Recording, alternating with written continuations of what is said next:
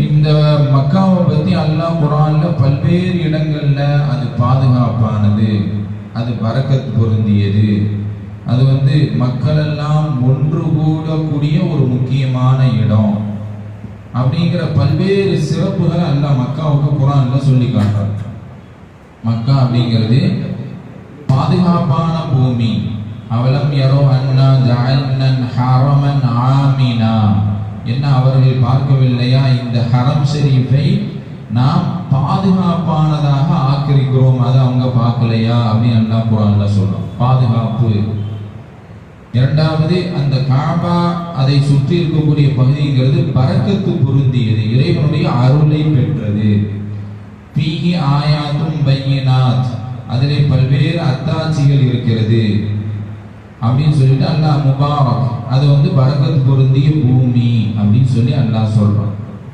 பரக்கத் அப்படின்னு சொன்னா நம்ம சர்வசாதாரணமா எங்க பரக்கத்துக்காக துவா செய்யணும், அல்லாஹ் இவங்களுக்கு பரக்கத் செய்யுங்க அப்படின்ட்டு நம்ம சர்வசாதாரணம் அப்படி ஒரு பரக்கத்து இல்லை. பரக்கத்துங்கிறது உண்மையான பரக்கத்தினுடைய இது என்னன்னு சொன்னா, ஒரு 1000 ரூபாயிலிருந்து என்ன ஒரு பெனிஃபிட் வருமோ அதை ஒரு 10 ரூபாயில அல்லாஹ் பெனிஃபிட் ஆக்கிடுவான், அந்த சிறப்பை கொடுத்துருவான், அந்த பலனை கொடுத்துருவான். இதுதான் பரக்கத் அப்படிங்கிறது.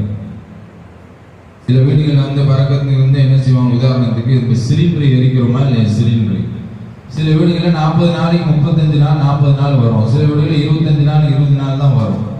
அது அவங்கவுங்க பயன்படுத்துகிற பொறுத்து அப்படிங்கிறது ஒன்று. அல்லாஹ் பரக்கத் செய்யலாம் அப்படின்னு சொன்னா அவங்க சிக்கனமா இருக்கும்படியும் அல்லாஹ் எல்லா விதமான தேவைகளையும் இங்க சுருக்கி கொடுப்பான் அப்படிங்கிறதா நமக்கு கருத்து. அப்ப அந்த பரக்கத் மக்கா பரக்கத் பொருந்திய பூமியாக அல்லாஹ் ஆக்கி இருக்கிறான் அப்படின்னு சொல்லி குர்ஆன்ல சொல்றான்.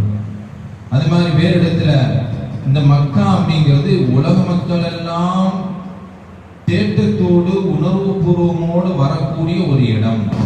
வைதி ஜஅல்னல் பைத மஸாபத்தல் லின்னாஸி வஅம்னா, இந்த பூமியை நாம் மக்கள் ஒன்று கூடக்கூடிய இடமாக நாம் ஆக்கி இருக்கின்றோம் அப்படின்னு அல்லாஹ் சொல்றான். மக்கள் ஒன்று கூடக்கூடிய மக்கா உம்ரா டயத்திலே ஹாஜிமார்கள் போயிட்டு சொல்றாங்க, ஹஜ் மாதிரி இருந்துச்சுங்க, ரொம்ப பயங்கரமான நெருக்கடி, என்னன்னு வருஷம் ஆனா கூட்டம் கூடிக்கிட்டே தான் போகுது சொல்றாங்களா இல்லையா. நம்ம நிறைய மகள் அவள் போயிட்டு வருவாங்க, அறிவிப்பு செய்வாங்க, அவங்க விசாரிக்கும் பொழுது அந்த யதார்த்தத்தை சொல்றாங்க, உண்மையிலே ஹஜ் மாதிரி இருந்துச்சுங்க, அது வாயில சொல்ல முடியாது, நேர்ல போய் தான் அது தெரியும் அப்படின்னு சொல்லுவாங்க. அப்ப அல்லாஹ் அது மக்கள் ஒன்று கூடக்கூடிய ஒரு இடமாக நாம் அந்த மஸாபத்தல் லின்னாஸ் அப்படின்னு சொல்லி அல்லாஹ் சொல்றோம். நபி ஸல்லல்லாஹு அலைஹி வஸல்லம் அவங்க அல்லாஹ்விடத்திலிருந்து எப்போ வஹி வரும்னு சொல்லி வானத்தை பார்த்துக்கிட்டே இருப்பாங்களே, எப்போ இந்த காபா நமக்கு கிப்லாவாக ஆக்கப்படும் அப்படின்னு சொல்லி. அப்ப அதையும் அல்லாஹ் சொல்றாங்க, நபியே உங்களுடைய பார்வை வானத்தை நோக்கி இருக்குது, ஃபவல்லி வஜ்ஹக ஷத்ரல் மஸ்ஜிதில் ஹராம், காபத்துல்லாவை நோக்கி உங்களுடைய பார்வையை நீங்க திருப்புங்கன்னு சொல்லி அல்லாஹ் குர்ஆன் தொழுகையிலேயே அவங்களுக்கு வஹி அனுப்புறான். லுஹருடைய 2 ரக்காத் முடிஞ்ச உடனே 3ஆம் ரக்காத்துல வஹி இறங்குது. பைத்துல் முகத்தஸ நோக்கி நின்ற நபி அவங்க 2 ரக்காத் முடிச்சிட்டாங்க. 3ஆம் ரக்காத்துல அல்லாஹ் வஹி இறக்கிட்டா நீங்க காபத்துல்லாவை நோக்கி நில்லுங்க அப்படின்னு சொல்லி உடனே காபத்துல்லாவை திருப்பி கிப்லாவாக அல்லாஹ் ஆக்கிட்டான். இன்னைக்கும் இனி கியாமத் நாள் வரைக்கும் தொழக்கூடிய ஒவ்வொரு முஃமினும் எப்படி நியத்து வச்சு தொழுகிறாரு, கிப்லாவை முன்னோக்கி, காபத்துல்லாவை முன்னோக்கி நான் அல்லாஹ்வுக்காக தொழுகிறேன். அவ்வளவு சிறப்பு மிக்க ஒரு பூமி இது. ஒரு பக்கம் எல்லா நபிமார்களும் கால் பதித்த ஒரு பூமி. நம்ம எப்பேற்பட்ட ஒரு பூமிக்கு போறோம் அப்படின்னு சொல்லி சொன்னா, நம்ம சாதாரண மனிதன், நானா இருக்கட்டும் நீங்களா இருக்கட்டும், சாதாரணமா இருக்கு. நபிமார்கள் அப்படிங்கிறவங்க அல்லாஹ்வோடு நேரடிய தொடர்பை பெற்றவர்கள். அந்த அல்லாஹ்வோடு நேரடிய தொடர்பை பெற்றவங்களை அவங்க அந்த பூமியில கால் வச்சிருக்கிறாங்க. கிட்டத்தட்ட 1,24,000 நபிமார்களுமே காபத்துல்லாவுக்கு போயிருக்கிறாங்க, ஹஜ் செஞ்சிருக்கிறாங்க என்பதுதான் ஹதீஸ். இப்ப எல்லா நபிமார்களும் கால் பதித்த ஒரு பூமி. அப்போ புனிதமிக்க மனிதர்களிலே உயர்ந்த சீடர்களான புனிதமிக்கவர்கள் கால் பதித்த ஒரு பூமி. இறைவனால் புகழப்பட்ட சங்கைப்படுத்தப்பட்ட ஒரு கண்ணியமான ஒரு காபத்துல்லாவை முன்னோக்கி இன்னைக்கு அல்ஹம்துலில்லாஹ் நம்ம உம்ரா செய்யணும் அப்படிங்கிற ஒரு உயர்ந்த எண்ணத்தோட நம்ம தயாராகிருக்கோம். முதல் விஷயம், நம்ம போற வர அல்லாஹ்விடத்துல அதிகமா துவா கேட்டுக்கிட்டே இருக்கணும். ஏன்னு சொன்னா எல்லா ஏற்பாடுகள் இருந்தும் கடைசி நேரத்தை போக முடியாத சூழ்நிலைகள் எத்தனையோ பேருக்கு ஏற்பட்டு உண்மையான விஷயம். பாருங்க, ஒரு ஃபேமஸான இந்த பேர்ச்சம்பள கம்பெனி வச்சிருந்த 2 பேர் அண்ணன் தம்பி. ஒருத்தவங்க வந்து ஒரு 2019 18 நடந்த விஷயம். அண்ணன் தம்பி 2 பேருமே இந்த வருஷம் நம்ம 2 பேருமே ஒன்னா போகலாம் அப்படின்னு சொல்லிட்டு கடைசியில் முடிவாகும் பொழுது தம்பி தான் ஃபேமிலியோட போகிற மாதிரி முடிவாச்சு. எப்போ நம்ம இதை கம்பெனியை பார்க்கணும், இந்த வருஷம் நீ போயிட்டு வா, அடுத்த வருஷம் நான் போயிட்டு வரேன் அப்படின்னு சொல்லி அண்ணன் சொல்கிறாரு. சரி, தம்பியும் ஃபேமிலியோட கிளம்பி போயிட்டாரு. ஹஜ்ஜை முடிச்சுட்டு ஊருக்கு வந்துட்டாரு. வந்த 6 மாசத்திலேயே அண்ணன் இறந்து போயிட்டாரு. என்னன்னா, இவர் ஹஜ்ஜு போறதுக்காக எல்லாம் நியத்து வச்சு அதற்கான தயாரிப்புகள் 6 லட்சம் ரூபா 10 லட்சம் ரூபா கிட்ட அந்த ஃபேமிலி மெம்பர் எல்லாம் போறதுக்கான எல்லா தயாரிப்புகளும் செஞ்சு ரெடியா இருந்தாலுமே என் ரப்பு எனக்கு நாடல. ரப்புனுடைய நாட்டம் இருந்தால் மட்டுமே தான் அவனுடைய புனிதமிக்க அந்த பூமியில நம்மால கால வைக்க முடியும். இடத்துல கோடி இருக்குது, நான் தனி பிளைட்டை பிடிச்சி போனாலும் முடியாது. ரப்புனுடைய நாட்டம் இருக்கணும். அப்ப ரப்புடைய நாட்டம் வேணும்னு சொன்னா நம்ம அல்லாஹ்விடத்துல அதிகமா துவா செய்யணும். ரப்பே, உனக்காக நான் வந்து உம்ரா செய்யணும்னு நியத்து வச்சிருக்கிறேன். நான் வந்து நல்ல முறையில போய் உம்ரா செஞ்சுட்டு நிம்மதியான முறையில வரணும்னு சொல்லி நீங்க போற வரை என்ன செஞ்ச அல்லாஹ்விடத்துல அதிகமாக துவா செய்து கொண்டே இருக்கு. இது முக்கியமான விஷயம். நீங்க போகக்கூடிய இந்த உம்ராவுடைய பயணம் இருக்குதுல்ல, இந்த பயணம் எதனால வந்து மார்க்கம் நமக்கு வந்து இதை வந்து நமக்கு சொல்லுது. ஹஜ்ஜு செய்யறதுங்கிறது, உம்ராங்கிறது, ஹஜ்ஜுங்கிறது வாழ்க்கையில ஒரு முக்கியமான ஒரு கடமை. வசதி வாய்ப்பு உள்ளவர்கள், உடல் வசதி உள்ளவர்கள், உடல் சக்தி உள்ளவங்க ஹஜ் செய்யணும், கடமை அவங்க மீது. உம்ராவும் வசதி வாய்ப்பு உள்ளவர்கள் ஒவ்வொரு 5 வருஷத்துக்கு ஒரு முறை உம்ரா செய்யுங்கன்னு சொல்லி நபி ஸல்லல்லாஹு அலைஹி வஸல்லம் அவங்க நமக்கு சொல்லி ஹஜ்ஜும் செய்யுங்கன்னு சொல்லி சொல்லியிருக்கிறாங்க. எதனால மார்க்கம் இதை வலியுறுத்துது அப்படின்னு சொல்லி சொன்னா, இஸ்லாத்தினுடைய அடிப்படை உருவானது, இஸ்லாம் உருவானது அந்த மக்கா தான், அந்த காபத்துல்லா தான். முதல் விஷயம், காபா எப்படி எழுப்பப்பட்டது, அதற்கான வரலாறுகள் என்ன? இப்ராஹிம் அலைஹிஸ்ஸலாம் அவங்களுடைய குடும்பம் செய்த தியாகம். அப்ப அவங்க என்ன செஞ்சாங்க சொன்னா, பிள்ளையை அர்ப்பணித்தார்கள், மனைவியை அர்ப்பணித்தாங்க, எல்லாத்தையும் அல்லாஹ்வுக்காக வேண்டி விட்டாங்க. இதே ஒரே ஒரு பாயிண்ட் தான். அல்லாஹ்வுக்காக வேண்டி தன்னை முழுமையாக அர்ப்பணித்த ஒரு குடும்பத்தை நீங்கள் நினைவு கூறுவதற்காக வேண்டி பல்லாயிரக்கணக்கு தொலைவில் உள்ள காபத்துல்லாவை போய் சந்திச்சுட்டு வாங்க அப்படிங்கிறதா நமக்கு மெயின் கான்செப்ட். இப்ப இப்ராஹிம் அலைஹிஸ்ஸலாம் அவங்க அவ்வளவு தியாகம். அல்லாஹ் வந்து என்ன ஒண்ணு செஞ்சுட்டாலும் உடனே செஞ்சிருவாங்க. அவங்களுக்கு வந்து சத்தனா செய்ய அல்லாஹ் 85 வயசுல 86 வயசுல சொன்னான். எப்படி செய்யணும் ஏது செய்யணுங்கிறதே கேட்கல, உடனே கத்தி எடுத்து சத்தனா செஞ்சுட்டாங்க. அப்ப எவ்வளவு வேதனை இருந்திருக்கும். இல்ல, என் ரப்பு எனக்கு சொல்லிட்டா உடனே நான் அவனுக்கு சமியத்து வதஅது, அவனுக்கு உடனே நான் கட்டுப்பட்டு நடக்கணும் அப்படின்னு சொல்லி இப்ராஹிம் அலைஹிஸ்ஸலாம் உங்களுடைய ஒவ்வொரு அசைவும் ஒவ்வொரு நகர்வுமே என் ரப்பனுடைய பொருத்தம் எனக்கு வேணும் அப்படிங்கிறதா அவங்களுடைய வாழ்க்கையினுடைய எல்லா கட்டங்களிலும் இருந்துச்சு. அதனாலதான் அல்லாஹ் அவங்க குர்ஆன்ல சொல்லும் பொழுது, இன்ன இப்ராஹீம கான உம்மத்தன் கானிதன் லில்லாஹ், நிச்சயமாக இப்ராஹிம் அலைஹிஸ்ஸலாம் அவங்க ஒரு உம்மத்தாக இருந்தார். உம்மத் ஒரு சமூகமாக இருந்தார் அப்படின்னு சொல்றாங்க. தனி மனிதரை அல்லாஹ் எப்படி சமூகமா சொல்ல முடியும் அப்படின்னா, ஒரு ஒட்டுமொத்த சமூகம் சேர்ந்து என்ன ஒரு தியாகத்தை செய்து விட முடியுமோ அப்பேற்பட்ட ஒரு தியாகத்தை தனி மனிதராக இருந்து இப்ராஹிம் அலைஹிஸ்ஸலாம் அவங்க செஞ்சாங்க. கானிதன் லில்லாஹ், அல்லாஹ்வுக்கு முழுமையாக கட்டுப்பட்டு நடக்கக்கூடியவராக இருந்தார். இப்படி அல்லாஹ்வுக்காக வேண்டி ஒட்டுமொத்தமாக தியாகம் செஞ்சாங்க. அதனால இந்த தியாகத்தை நினைவு கூறுவதனுடைய ஒரு பிரதிபலனாகத்தான் நீங்க ஹஜ்ஜு உம்ரா அப்படிங்கிற ஒரு பயணத்தை நம்ம மேற்கொண்டு போறோம்.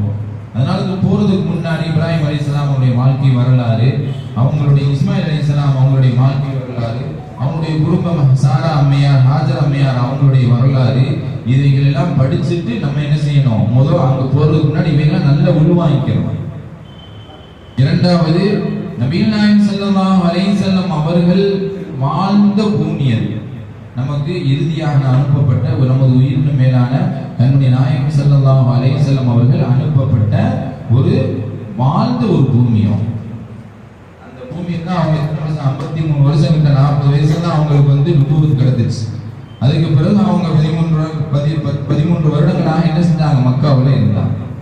அப்ப நபி ஸல்லல்லாஹு அலைஹி வஸல்லம் அவங்க வாழ்ந்த பூமினால அது போறதுக்கு முன்னாடி நபி ஸல்லல்லாஹு அலைஹி வஸல்லமுடைய வாழ்க்கை வரலாறு கொஞ்சமாவது நம்ம படிச்சுட்டு போனோம்னு சொன்னா அந்த இடத்துல போய் நிற்கும் போது அந்த உணர்வை நீங்க உணர்வீங்க. பத்ர் போர் இங்கதான் நபி ஸல்லல்லாஹு அலைஹி வஸல்லம் அவங்க நின்றாங்க. 313 பேர் கொண்ட சஹாபாக்கள், எதிரிங்க 1000 பேர் இருந்தாங்க. இந்த இடத்துல நபி ஸல்லல்லாஹு அலைஹி வஸல்லம் அவங்க சஹாபாக்கள் நின்று போரிட்டாங்கன்னு சொல்லி அங்க போய் உங்களுக்கு வழிகாட்டி சொல்லும் போறதுக்கு முன்னாடியே நீங்க இங்க இருந்தே அந்த உணர்வோட படிச்சுட்டு போயிட்டீங்கன்னு சொன்னா அங்க நிற்கும் போது உங்களுக்கு அப்படியே கண்ணுல தண்ணி வரும். 313 சஹாபாக்கள், 1000 பேர் எதிரிகள், 1க்கு 3 மடங்கு. நபி ஸல்லல்லாஹு அலைஹி வஸல்லம் அன்றைய இரவே வந்து அல்லாஹ்விடத்துல துஆ செய்றாங்க, இந்த உம்மத்தை நீ அழிச்சிட்டேன்னு சொன்னா 313 பேரை உன்னை இந்த உலகத்துல வணங்குவதற்கு யாரும் இருக்க மாட்டாங்க அப்படின்னு சொல்லி நபி ஸல்லல்லாஹு அலைஹி வஸல்லம் அன்றைய இரவு துஆ செஞ்சாங்க. அல்லாஹ் அவங்களுடைய துஆவை ஏற்றுக்கொண்டு மறுநாள் அவர்களுக்கு வெற்றியை கொடுத்தான் என்பது குர்ஆன் நமக்கு சொல்லக்கூடிய விஷயம். அதே மாதிரி உஹதுடைய போர் இடத்துல கூட்டு போவாங்க, அந்த இடத்துல எப்படி நடந்துச்சு, இது எல்லாமே வந்து நம்ம போறதுக்கு முன்னாடி நபி ஸல்லல்லாஹு அலைஹி வஸல்லம் ஹிஸ்டரி, வாழ்க்கை வரலாறு, அவங்க காலத்தில் நடந்த போர்கள், அவங்களுடைய குடும்பம், அவங்க வீடு எங்க இருந்துச்சு, அக்கம் பக்கத்துல வீடுல அபூ லஹப்னா எங்க இருந்தான். நபி ஸல்லல்லாஹு அலைஹி வஸல்லம் அவர்களுடைய அண்டை வீட்டுக்காரன் அபூ லஹப், அண்டை வீட்டுக்காரன் படோசி, பக்கத்து வீட்டுக்காரன் அபூ லஹப். அப்ப அந்த அபூ லஹப் எவ்வளவு துன்புறுத்தினா அவங்க, நபி ஸல்லல்லாஹு அலைஹி வஸல்லம் அவங்க எவ்வளவு பொறுமையோடு இருந்தாங்க அப்படிங்கிறது எல்லாம் போறதுக்கு முன்னாடி அவங்களுடைய வாழ்க்கை வரலாறு படிச்சுட்டு போனோம்னு சொன்னா அந்த இடத்துல நிற்கும் பொழுது உங்களுக்கு ஒரு தனிப்பட்ட ஒரு உணர்வு வரும். அந்த உணர்வோட நீங்க அல்லாஹ்விடத்துல துஆ கேட்டீங்கன்னு சொன்னா அல்லாஹ் உங்களுடைய துஆவை என்ன செஞ்சிருவான், உடனே கபூல் செஞ்சிருவான். இன்ஷா அல்லாஹ் அந்த நியத்துல நீங்க என்ன செய்யணும், போகணும். இப்ப நீங்க அங்க மக்காவுக்கு போறது உம்ரா. இப்ப உம்ரா வந்து நபி ஸல்லல்லாஹு அலைஹி வஸல்லம் அவங்க சொன்னாங்க, உம்ரா செய்யக்கூடியவர்கள் இவங்க யாருன்னு சொன்னா அல்லாஹ்வுடைய விருந்தாளிகள். இவங்க யாரு, அல்லாஹ்வுடைய விருந்தாளிகள். நம்ம வீட்டுக்கு ஒரு முக்கியமான ஆள் யார் வரதா இருந்தா கூட, நம்ம வேலை பார்க்குற ஆபீஸர் வர்றா இருந்தா அன்னைக்கு மட்டன் பிரியாணி, அந்த பிரியாணி எல்லாம் செஞ்சு ஸ்வீட்லாம் வச்சு எல்லாம் ரெடி பண்ணி போகும்போது கையில் ஒரு ஏதாவது கொடுத்து விட்டு அனுப்புறது நம்ம வழக்கம். நம்ம படைச்ச ரப்பு நம்மளை அவன் சொல்றான், என் வீட்டுக்கு வரக்கூடியவங்க விருந்தாளிகள். அப்ப அல்லாஹ்வுடைய விருந்தாளியை அல்லாஹ் சும்மா விடுவானா? அப்ப அல்லாஹ்வுடைய விருந்தாளிகள் சும்மா விட மாட்டான். அப்படின்னா அப்போ உயர்ந்த ஒரு அந்தஸ்தை நமக்கு வந்து அல்லாஹ் கொடுக்க போறான். அப்ப இந்த உம்ராவுடைய பயணம் அப்படிங்கிறது என் வாழ்க்கையில மிகப்பெரிய ஒரு மாற்றத்திற்கான பயணம் அப்படிங்கிறத நீங்க நல்லா ஞாபகம் வச்சுக்கணும். இங்க உம்ராவுக்கு போறதுக்கு முன்னாடி இருந்த வாழ்க்கையும் உம்ராவுக்கு போயிட்டு வந்த பின்னாடி இந்த வாழ்க்கையும் கண்டிப்பா சேஞ்சிங் இருக்கணும். என்ன சேஞ்சிங் இருக்கணும்? நல்ல விஷயங்கள்ல. உம்ரா போறதுக்கு முன்னாடி சில நேரங்கள்ல என்னை அறியாம நான் போய் பேசியிருக்கலாம், சில நேரங்கள்ல அடுத்தவர்கள் பற்றி புறம் பேசியிருக்கலாம், சில நேரங்களில் ஏதாவது ஏமாற்று வேலைகள் செஞ்சிருக்கலாம், அல்லது சில நேரங்கள் யார்ட்ட கடன் வாங்கிட்டு இன்னும் கொடுக்காம அப்படி தள்ளி போட்டுட்டு மேலுங்களே நம்ம யாரும் இருக்க மாட்டோம். பொதுவாக சொல்றேன், சில தவறுகள் நடக்கிற தவறுகளை சுட்டி காட்டுறோம், தவறுகள் இருக்கலாம்.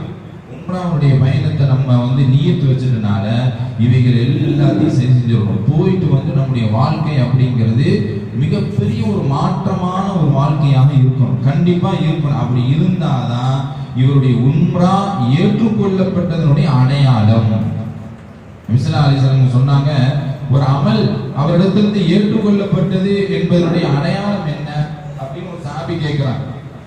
நான் தொழுகிறேன், சதகா தான தர்மங்கள் கொடுக்கிறேன், இவைகள் எல்லாம் அல்லாஹ்விடத்தில் ஏற்றுக்கொள்ளப்பட்டுச்சு, என்ன அடையாளம் அப்படின்னு கேட்கும்போது நபி ஸல்லல்லாஹு அலைஹி வஸல்லம் சொன்னாங்க, அதே அமலை அடுத்தடுத்து நீ தொடர்ந்து செய்யக்கூடியவனாக இருந்தால் உன் அமல் ஏற்றுக்கொள்ளப்பட்டது அப்படின்னு சொல்லி நபி ஸல்லல்லாஹு அலைஹி வஸல்லம் சொன்னாங்க. அப்புறம் உம்ரா போறதுக்கு முன்னாடி நான் வந்து போய் புத்தலாட்டல், ஏமாற்று வேலைகள் எல்லாத்தையும் செஞ்சுட்டு சண்டை போட்டுக்கிட்டு அண்ணன் தம்பியோட பொறுப்புகளோட சண்டை போட்டு தான் இருந்தேன். உம்ரா போயிட்டு வந்தும் இன்னும் சில பேர் எப்படி இருக்கிறாங்க சொன்னா, நவுதுபில்லா நம்மளை பாதுகாக்கணும். உம்ரா போறதுக்கு முன்னாடி நல்லா இருப்பாரு, உம்ரா போயிட்டு வந்த உடனே கொஞ்சம் அப்படி கேட்டு ஆமே உம்ரா ஆஜிங்க, உம்ரா போயிட்டு நான் காபத்துல்லா பெரிய 1 லட்சம் ரூபாய் செலவு பண்ணி போயிட்டு வந்துட்டாருங்க. நான் பக்கத்துல அவங்க சொன்ன உடனே யார் முதல் எதிர்க்க வந்தா சலாம் சொல்லுவாரு. இப்ப என்னன்னா அவங்க தான் எனக்கு சலாம் சொல்லணும்னு எதிர்பார்ப்பாங்க. சைத்தான் உள்ள விட்டுருவான். நீங்க நம்ம உம்ராவுடைய பயணம் அப்படிங்கிறது வந்து ரப்புக்கு முழுமையாக கட்டுப்பட்டு பணிவு என்கிற அந்த வரணும் அப்படிங்கிறதா ஒரு ஒரு உன்னதமான ஈமானி உணர்வு வரணும். ஆனா போயிட்டு வந்தா என்ன ஆயிரும், சலாம் சொல்றது அந்த விட என்னை அவங்க ரெஸ்பெக்ட் பண்ணணும் அப்படின்னு சொல்லி என்ன செய்வான், ஷைத்தான் உள்ளத்துல தவறான எண்ணங்களை போடுவான். இவைகள் எல்லாம் நம்ம மட்டம் தட்டிட்டு அல்லாஹ்விற்காக வேண்டி நல்ல விஷயங்களை எவ்வளவுக்கு எவ்வளவு என்னால செய்ய முடியுமோ, இன்வால்வ் ஆக முடியுமோ அவ்வளவு நல்ல அமல்களை செய்யும். உம்ராவுடைய பயணத்தினுடைய நோக்கமே இதான், எனக்குள்ள மிகப்பெரிய மாற்றம் வரணும், என்னை சுத்தி இருக்கக்கூடியவர்களை நான் சந்தோஷப்படுத்துவேன், அல்லாஹுக்கும் எனக்கும் உள்ள அமல் தொடர்பை வந்து நான் சீராக்குவேன், அடியார்களுக்கும் எனக்கும் உள்ள தொடர்பை நான் இனிமேல் சீராக்கி விடுவேன், அவைகளில் குறைகள் இருந்தால் அந்த குறைகளை நான் சரி செஞ்சு விடுவேன், இனிமேல் நான் நல்ல முறையில மாறுவேன் அப்படிங்கிற ஒரு உயர்ந்த ஒரு எண்ணத்தை எனக்குள் கொண்டு வருவதுதான் உம்ரா ஹஜ்ஜினுடைய பயணம் நமக்கு சொல்லக்கூடிய உன்னதமான ஒரு நோக்கம். அந்த விஷயத்தை நம்ம வந்து வச்சுக்கிறோம் மனசு. உம்ரா செய்யறனால அல்லாஹ் நமக்கு என்ன கூலி தர்றான் அப்படின்னு சொன்னா சொர்க்கம். கூலி என்னங்க, உயர்தரமான சொர்க்கம். ஹஜ் உம்ரா செய்யக்கூடியவங்களுக்கு அல்லாஹ் கொடுக்கக்கூடியது சொர்க்கங்க, உயர்ந்தது, வேற கூலி அதுக்கு மேல இல்லை. அப்ப அல்லாஹ் சொர்க்கத்தை கொடுப்பதாக இருந்தால் அதற்கு முன்னாடி சர்வ சாதாரணமா கொடுத்துட மாட்டான். சொர்க்கம் வந்து சர்வ சாதாரணமா கையில கிடைச்சிடாதே. அல்லாஹ் குர்ஆன்ல அதையும் சூரத்து நிசாவில் கேட்பான். அப்ப ஹசீப் என்ன, நீங்க வந்து சொர்க்கத்துக்குள் ஜன்னா, சொர்க்கத்துக்குள்ள நீங்க இலகுவான முறையில் நுழைந்து விடலாம் என்று நினைத்துக் கொண்டீர்களா? பலம்மா யத்திக்கும் மஸலுல் லதீன ஃபலௌ மின் கப்லிக்கும் மஸ்ஸதுஹுமுல் பக்ஸாஉ வல்-ضراء வஸுல்ஸிலு ஹத்தா யகூலர் ரசூல் மதா நஸ்ருல்லாஹ் அலா இன்ன நஸ்ருல்லாஹி கரீப். இதற்கு முன்பு வாழ்ந்தவர்கள் சிரமப்பட்டார்கள், கஷ்டப்பட்டார்கள், இன்னல் பட்டார்கள். இவைகளெல்லாம் உங்களுக்கு வராமல நீங்க சொர்க்கத்துக்குள்ள போகணும்னு நினைச்சிருந்தீங்களா? அவங்க எப்படி எல்லாம் கஷ்டப்பட்டாங்க, நெருக்கடிக்கு உள்ளாக்கப்பட்டார்கள், மிக நெருக்கடிக்கு உள்ளாக்கப்பட்டாங்க. எந்த அளவுக்கு சொன்னா மதா நஸ்ருல்லாஹ், அல்லாஹ்வுடைய உதவி எப்போ வரும் அப்படின்னு சொல்லி கையை தூக்கி கேட்கிறாங்க, மனம் விட்டு. வேற வழியே இல்லை, முகாந்தரமே இல்லை.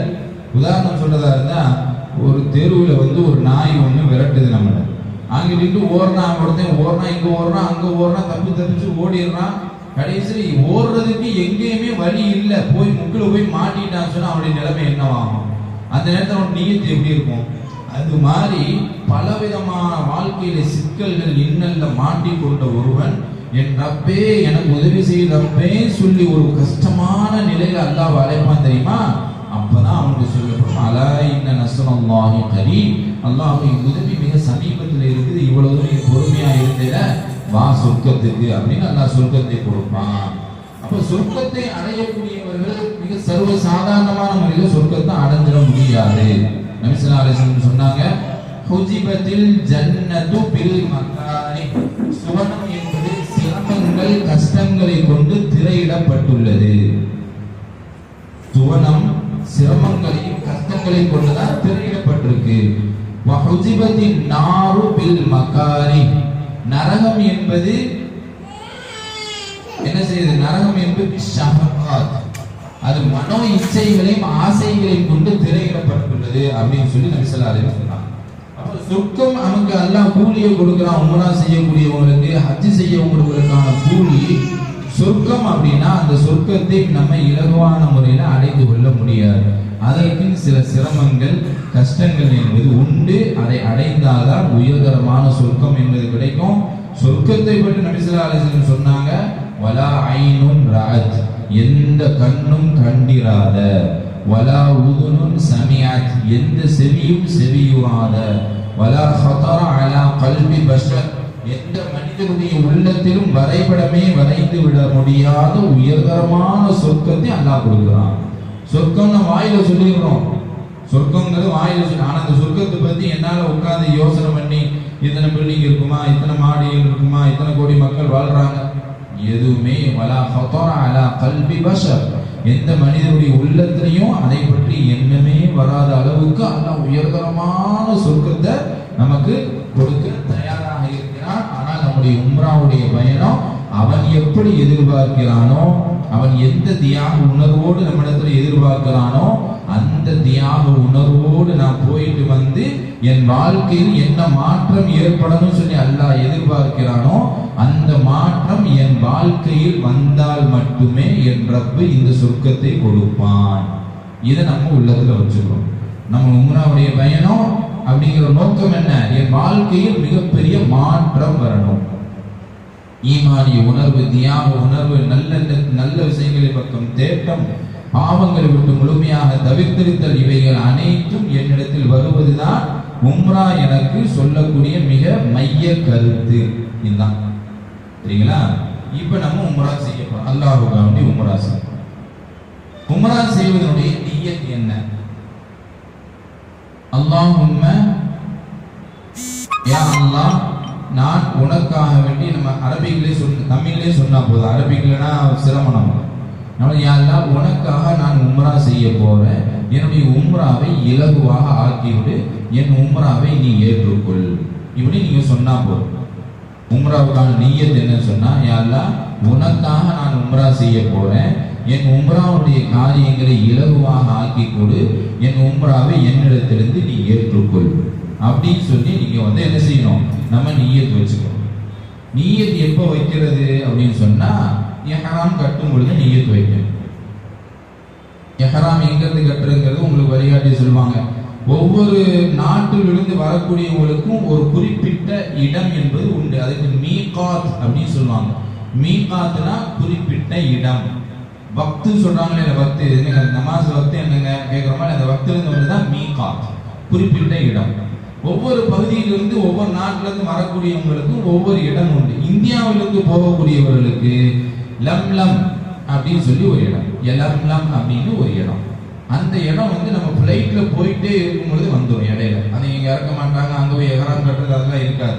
ஃப்ளைட்ல போயிட்டே இருக்கும்போது இடையில அது வந்து வந்துடும்.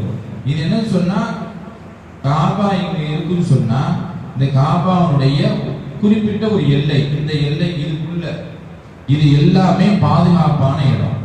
இதுக்குள்ள வந்து மனிதன் உள்ள நுழையணும் அப்படின்னு சொன்னா சுத்தமான எண்ணத்தோடு, நீயத்தோடு, தூய்மையான உடையோடு உள்ள வரணும் அப்படிங்கிறது அல்லாஹ் விதித்திருக்கக்கூடிய ஒரு விஷயம். நம்ம இங்க இருந்து நம்ம இந்தியாவிலிருந்து போகக்கூடியவங்களுக்கு எலம்லம் அப்படிங்கிற மீகாத்து ஸ்டார்ட் ஆயிடும். இந்த இடத்துல இருந்து நான் தூய்மையான முறையில ஹரமுக்குள்ள போகணும் அப்படிங்கிறது. இப்ப நம்ம அங்க போறதுக்கு முன்னாடி, ஏர்போர்ட்லயே போறதுக்கு முன்னாடியே நமக்கு என்ன செய்ய, எஹ்ராம் கட்டிட்டு வந்தீங்கன்னு சொல்லிடுவாங்க. எப்ப சொல்லுவாங்களோ அதை நம்ம இது பண்ணிக்குவோம். எஹ்ராம் எப்படி கட்டணும் அப்படிங்கிற விஷயத்தையும் சொல்லுவாங்க. சாதாரணமா கைதி கட்டிக்கிற மாதிரி கீழே ஆடையை ஒன்று கட்டிக்கிற வேண்டிதான், மேல உள்ள ஆடையை மேல இப்படி துண்டு மாதிரி போட்டு இடையில சொல்லிக்கிற வேண்டிதான். இந்த வலது கையினுடைய ஷோல்டர் வந்து ஓப்பனாக இருக்கும். வலது கையினுடைய ஷோல்டர் வந்து ஓப்பனாக, இதுக்கு அடியில போட்டு நம்ம மற்ற உடம்புலாம் மறைச்சிக்கணும். இஹ்ராமுடைய ஆடை எப்படி இருக்கணும்? தைக்கப்பட்ட ஆடையாக இருக்கக்கூடாது.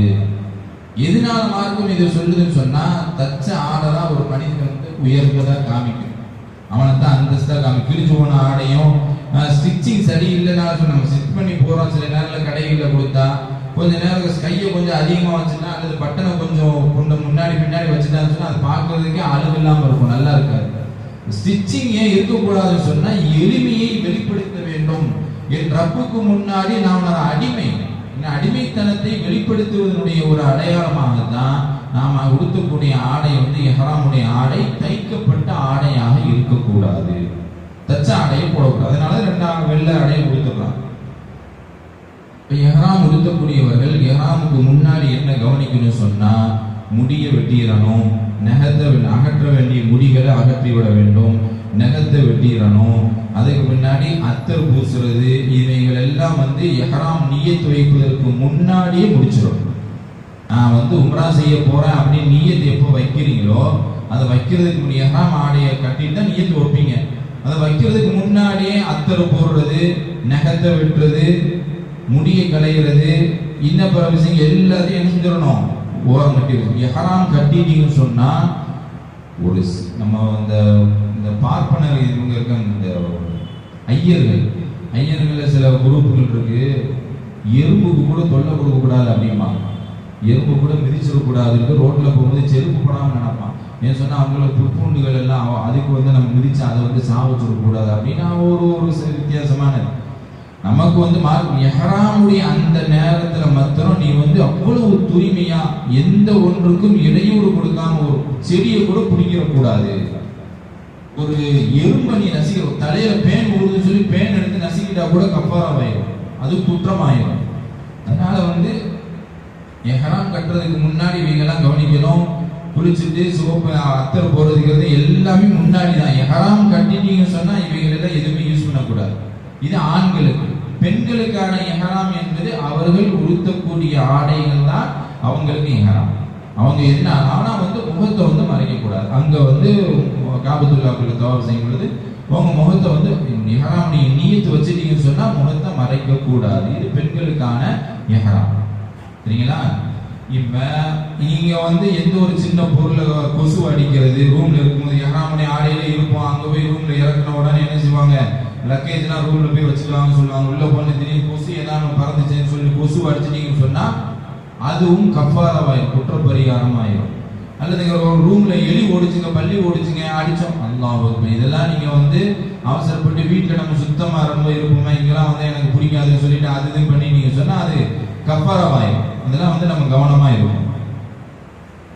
எஹ்ராமுடைய ஆடை அணிஞ்சுட்டோம், அணிஞ்சிட்டு என்ன செய்யணும், அதுக்கு முன்னாடி அல்லாஹ்விடத்துல முடிஞ்சா 2 ரக்காத் நஃபில் தொழுது, 2 ரக்காத் நஃபில் தொழுது அல்லாஹ்விடத்துல தெரிஞ்ச சூறாக்களை ஓதி முடிச்சுட்டு துவா பண்ணி, அல்லாஹ் நான் வந்து உம்ராவுக்கு வந்து எஹ்ராம் ஆடை அணிஞ்சிட்டேன், இதுக்கு பிறகு நடக்கக்கூடிய காரியங்கள் எல்லாத்தையும் எனக்கு நீ இலகுவான முறையில் ஆக்கி கொடு, எந்த விதமான சிரமங்களை வந்துடக்கூடாது, பொறுமையோடு நான் இருக்கணும், என்னுடைய உம்ராவுடைய காரியங்களை முழுமையாக ஏற்றுக்கொள்ளுன்னு சொல்லி என்ன செய்யணும், அல்லாஹ்விடத்துல தொழுது 2 ரக்காத் தொழுதுட்டு துவா கேட்டுட்டு நம்முடைய பயணத்தை நம்ம தொடரும். முதலாவதாக நீங்க என்ன செய்ய போய் இறங்கிட்டு காபத்துல்லாஹ்வுக்குள்ள போவீங்க, கொண்டு போவாங்க.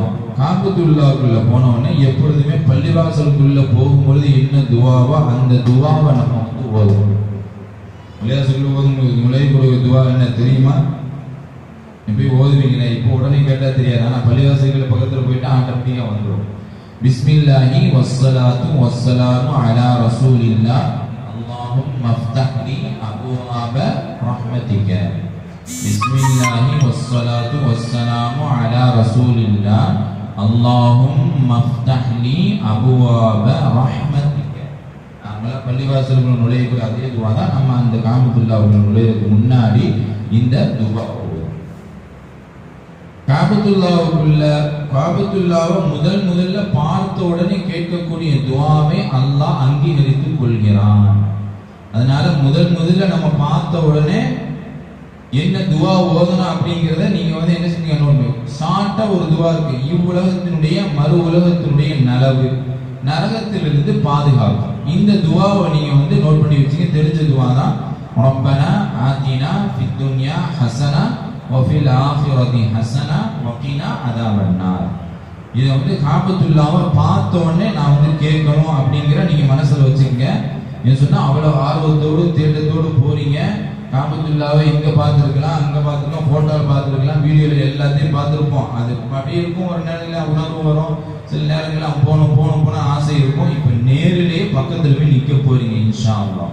காபத்துல்லாவுக்கு முன்னாடி உலகத்தினுடைய முதல் ஆலயம் நபிமார்களால் இப்ராஹிம் அலைஹிஸ்ஸலாம் அவர்களால், இன்னும் சொல்லப்பட்டு ஆதம் அலைஹிஸ்ஸலாம் அவர்களால் கட்டப்பட்டதான் காபத்துல்லாஹ்.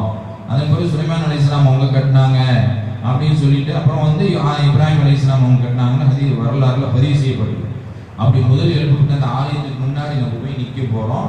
அதை பார்த்த உடனே கையேந்தி அல்லாஹ்விடத்துல கேட்கக்கூடிய துவாவை அல்லாஹ் உடனே ஏற்றுக்கொள்கிறார். ஒரு பெண்மணி நடந்த வரலாறு. அவங்க ஊர்ல இருந்து என்ன செய்யறாங்க, காபத்துல்லா பார்க்க போறேன், ஹஜ்ஜுக்கு போறேன், மக்காவுக்கு போறேன்னு சொல்லிட்டு அந்த ஆர்வத்திலேயே போனாங்க. போன காபத்துல்லா பார்த்த உடனே அவங்களால கண்ணீரை அடக்கவே முடியல. தேம்பி அழுகிறாங்க. காபத்துல்லாவுடைய திரையை பிடிச்சி அழுது அங்கேயே இறந்தே போயிட்டாங்க இந்த பெண்மணி. அப்ப அவ்வளவு நான் என்ன சொல்ல வரேன்னா, இந்த ஈமானிய உணர்வோடு அந்த ஒரு ஈர்ப்போடு காபத்துல்லா எப்பேற்பட்ட ஒரு இடம், எப்பேற்பட்ட ஒரு பூமி அப்படிங்கிற அந்த உணர்வோடு நம்ம போய் அந்த இடத்துல நின்றுட்டோம்னு சொன்னா அந்த காபத்துல்லாவை பார்த்த உடனே அப்படியே ஆட்டோமேட்டிக்கா கண்ணீர் வந்துடும். அப்ப என்ன செய்யணும், காபத்துல்லா பார்த்த உடனே துவா அங்கனே நின்று துவா கேட்டுட்டு தவாஃப ஆரம்பிக்கணும். முதல்ல உம்ரான 4 காரியம் முக்கியமா செய்யணும். இஹ்ராம் ஆடையை அணிதல், தவாஃப் செய்தல், சை செய்தல், மொட்டை அடிக்கிறது. இந்த 4 தான். இதுதான் முக்கியமான விஷயம். இஹ்ராமுடைய ஆடையை அணிகிறது, காபத்துல்லாவை தவாஃப் செய்யறது, சஃபா மர்வா அதுக்கு சை தொங்கோட்டம் ஓடுறது, 4வது என்ன செஞ்சிடணும், மொட்டை அடிச்சு முடியாது. இதுதான் உம்ராவுடைய அடிப்படையான விஷயம். இதை செஞ்சுட்டாலே நீங்க உம்ரா செஞ்சிட்டீங்கன்னு அர்த்தம். இப்ப நம்ம தவாஃப் செய்ய போறோம். காபத்துல்லாவுக்குள்ள போன உடனே தவாஃப் செய்யணும். தவாஃபை எங்க இருந்து ஸ்டார்ட் பண்றது அப்படின்னு சொன்னா ஹஜருல் அஸ்வதில் இருந்து தான் ஸ்டார்ட் பண்ணணும். மறுபடியும் சுத்தி ஹஜருல் அஸ்வதில் தான் முடிக்கணும். இது ஒரு சுற்று. இது மாதிரி 7 சுற்று சுற்றி வந்தால்தான் ஒரு தவாஃப். நம்ம ஒரு தவாஃப்னா ஒரு முறை சுற்றி இருந்தா ஒரு தவாஃப் நினைச்சிடக்கூடாது. அப்புறம் எத்தனை தவாஃப் செஞ்சா 100 தவாஃப் செஞ்சேங்க அப்படின்னு சொல்லி, என்னங்க 100 தவாஃப் எப்படிங்க பண்ணீங்க? ஆமா, 100 முறை சுத்திட்டு இருந்தா 100 தவாஃப். 7 முறை சுத்தி வந்தால் மட்டுமே ஒரு தவாஃப். காபத்துல்லாவை ஹஜருல் அஸ்வதில் இருந்து ஆரம்பிச்சு சுத்தி மறுபடியும் ஹஜருல் அஸ்வதில் நின்றுட்டேன்னா ஒரு தவாஃப் பூர்த்தி ஆகல. அது மாதிரி 7 2 3 4 5 6 7வது சுத்திட்டீங்கன்னு சொன்னா ஒரே ஒரு தவாஃப் நீங்க செஞ்சீங்கன்னு அர்த்தம். இது தவாஃப் செய்யக்கூடிய முறை. ஹஜருல் அஸ்வதில் இருந்து தவாஃபை எப்படி ஆரம்பிக்கணும்? பிஸ்மில்லாஹி அல்லாஹ் பிஸ்மில்லாஹ் சொல்லி ஹஜருல் அஸ்வதை முத்தமிட்டுட்டு பிஸ்மில்லாஹி அல்லாஹ் அக்பர் சொல்லிட்டு தான் தவாஃப ஆரம்பிக்கிறது. முழுமையான இது அதுதான். ஆனா இப்போ அதுக்கு சாத்தியமே கிடையாது. பக்கத்துல போகவே முடியாது. எனி டைம் எப்ப பார்த்தாலுமே ஈ மொய்க்கிற மாதிரி தேனீக்கள் மொய்க்கிற மாதிரி நம்ம மனிதர்கள் தேனை மொய்க்கிற மாதிரி அந்த ஹஜருல் அஸ்வதை காபத்துல்லாவை சுற்றி மொச்சுக்கிட்டே தான். எப்பயாவது காலியாகும் முடியவே ஒரே ஒரு டயத்துல தான் காலியாச்சு. அதுவுமே எப்ப கொரோனா டயத்துல அதுவுமே அங்குள்ள சவுதி மக்கள் செய்யணும்னு சொல்லி அவங்களுக்கு அனுமதி கொடுத்தனால எப்ப பார்த்தாலும் அவங்களும் ஒரு 5000 பேர் 10,000 பேர் சுத்திக்கிட்டே தான் இருந்தாங்க. புரியுதுங்களா?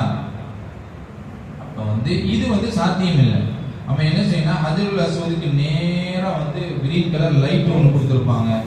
இப்போ அந்த லைட் இருக்குது. லைட் பில்டிங்லாம் கட்டினால லைட்டும் அவ்வளவுக்கு தெரிய மாட்டேங்குதுன்னு சொன்னா அதுக்கு நேரம் ஒரு எழுத்துக்கள்லாம் ஏதோ ஆயத்துக்கு இதெல்லாம் போட்டிருக்கிறதாக சொல்றாங்க. நான் இப்போ போல முன்னாடி போனது இப்ப அந்த தெரிய போட்டிருக்கிறாங்க. அவங்க வழிகாட்டி சொல்லுவாங்க. அந்த ஹஜருல் அஸ்வதுக்கு நேரம் அங்க நின்றுட்டு லைட் இருக்காது. இப்போ போயிருக்கேன் அப்படிங்க பச்சை கலர் லைட் இருக்குங்க. ஓகே, ஓ அந்த பச்சை கலர் லைட்டுக்கு நேரம் நம்ம நின்றுக்கிற வேண்டியதான். அங்க நின்று கையை நேரா தூக்கி பிஸ்மில்லாஹி அல்லாஹ் அக்பர் அப்படின்னு சொல்லிட்டு, அதாவது ஹஜருல் அஸ்வதை நோக்கி கையை இப்படி தூக்கிட்டு நம்ம என்ன செய்யணும், அஸ்ஸலாமு அலைக்கும் பிஸ்மில்லாஹி அல்லாஹ் அக்பர் அப்படின்னு சொல்லிட்டு தவாஃபை ஸ்டார்ட் பண்ணிடலாம். தவாஃபுடைய முறைகள்ல முதல் மூன்று சுற்று லைட்டா அப்படி லேசா உடம்பு எப்படி அசைச்சு ஓடுறது. ரொம்ப ரன்னிங் பண்ணி ஓடணும். நீங்க உங்களுடைய நடையை ஓடுவதை போன்று காமிப்பது, அவ்வளவுதான். அங்க ஓடலாம் முடியாது. நீங்க சும்மா நடந்தாலே உங்களை தள்ளிட்டு போயிடுவாங்க.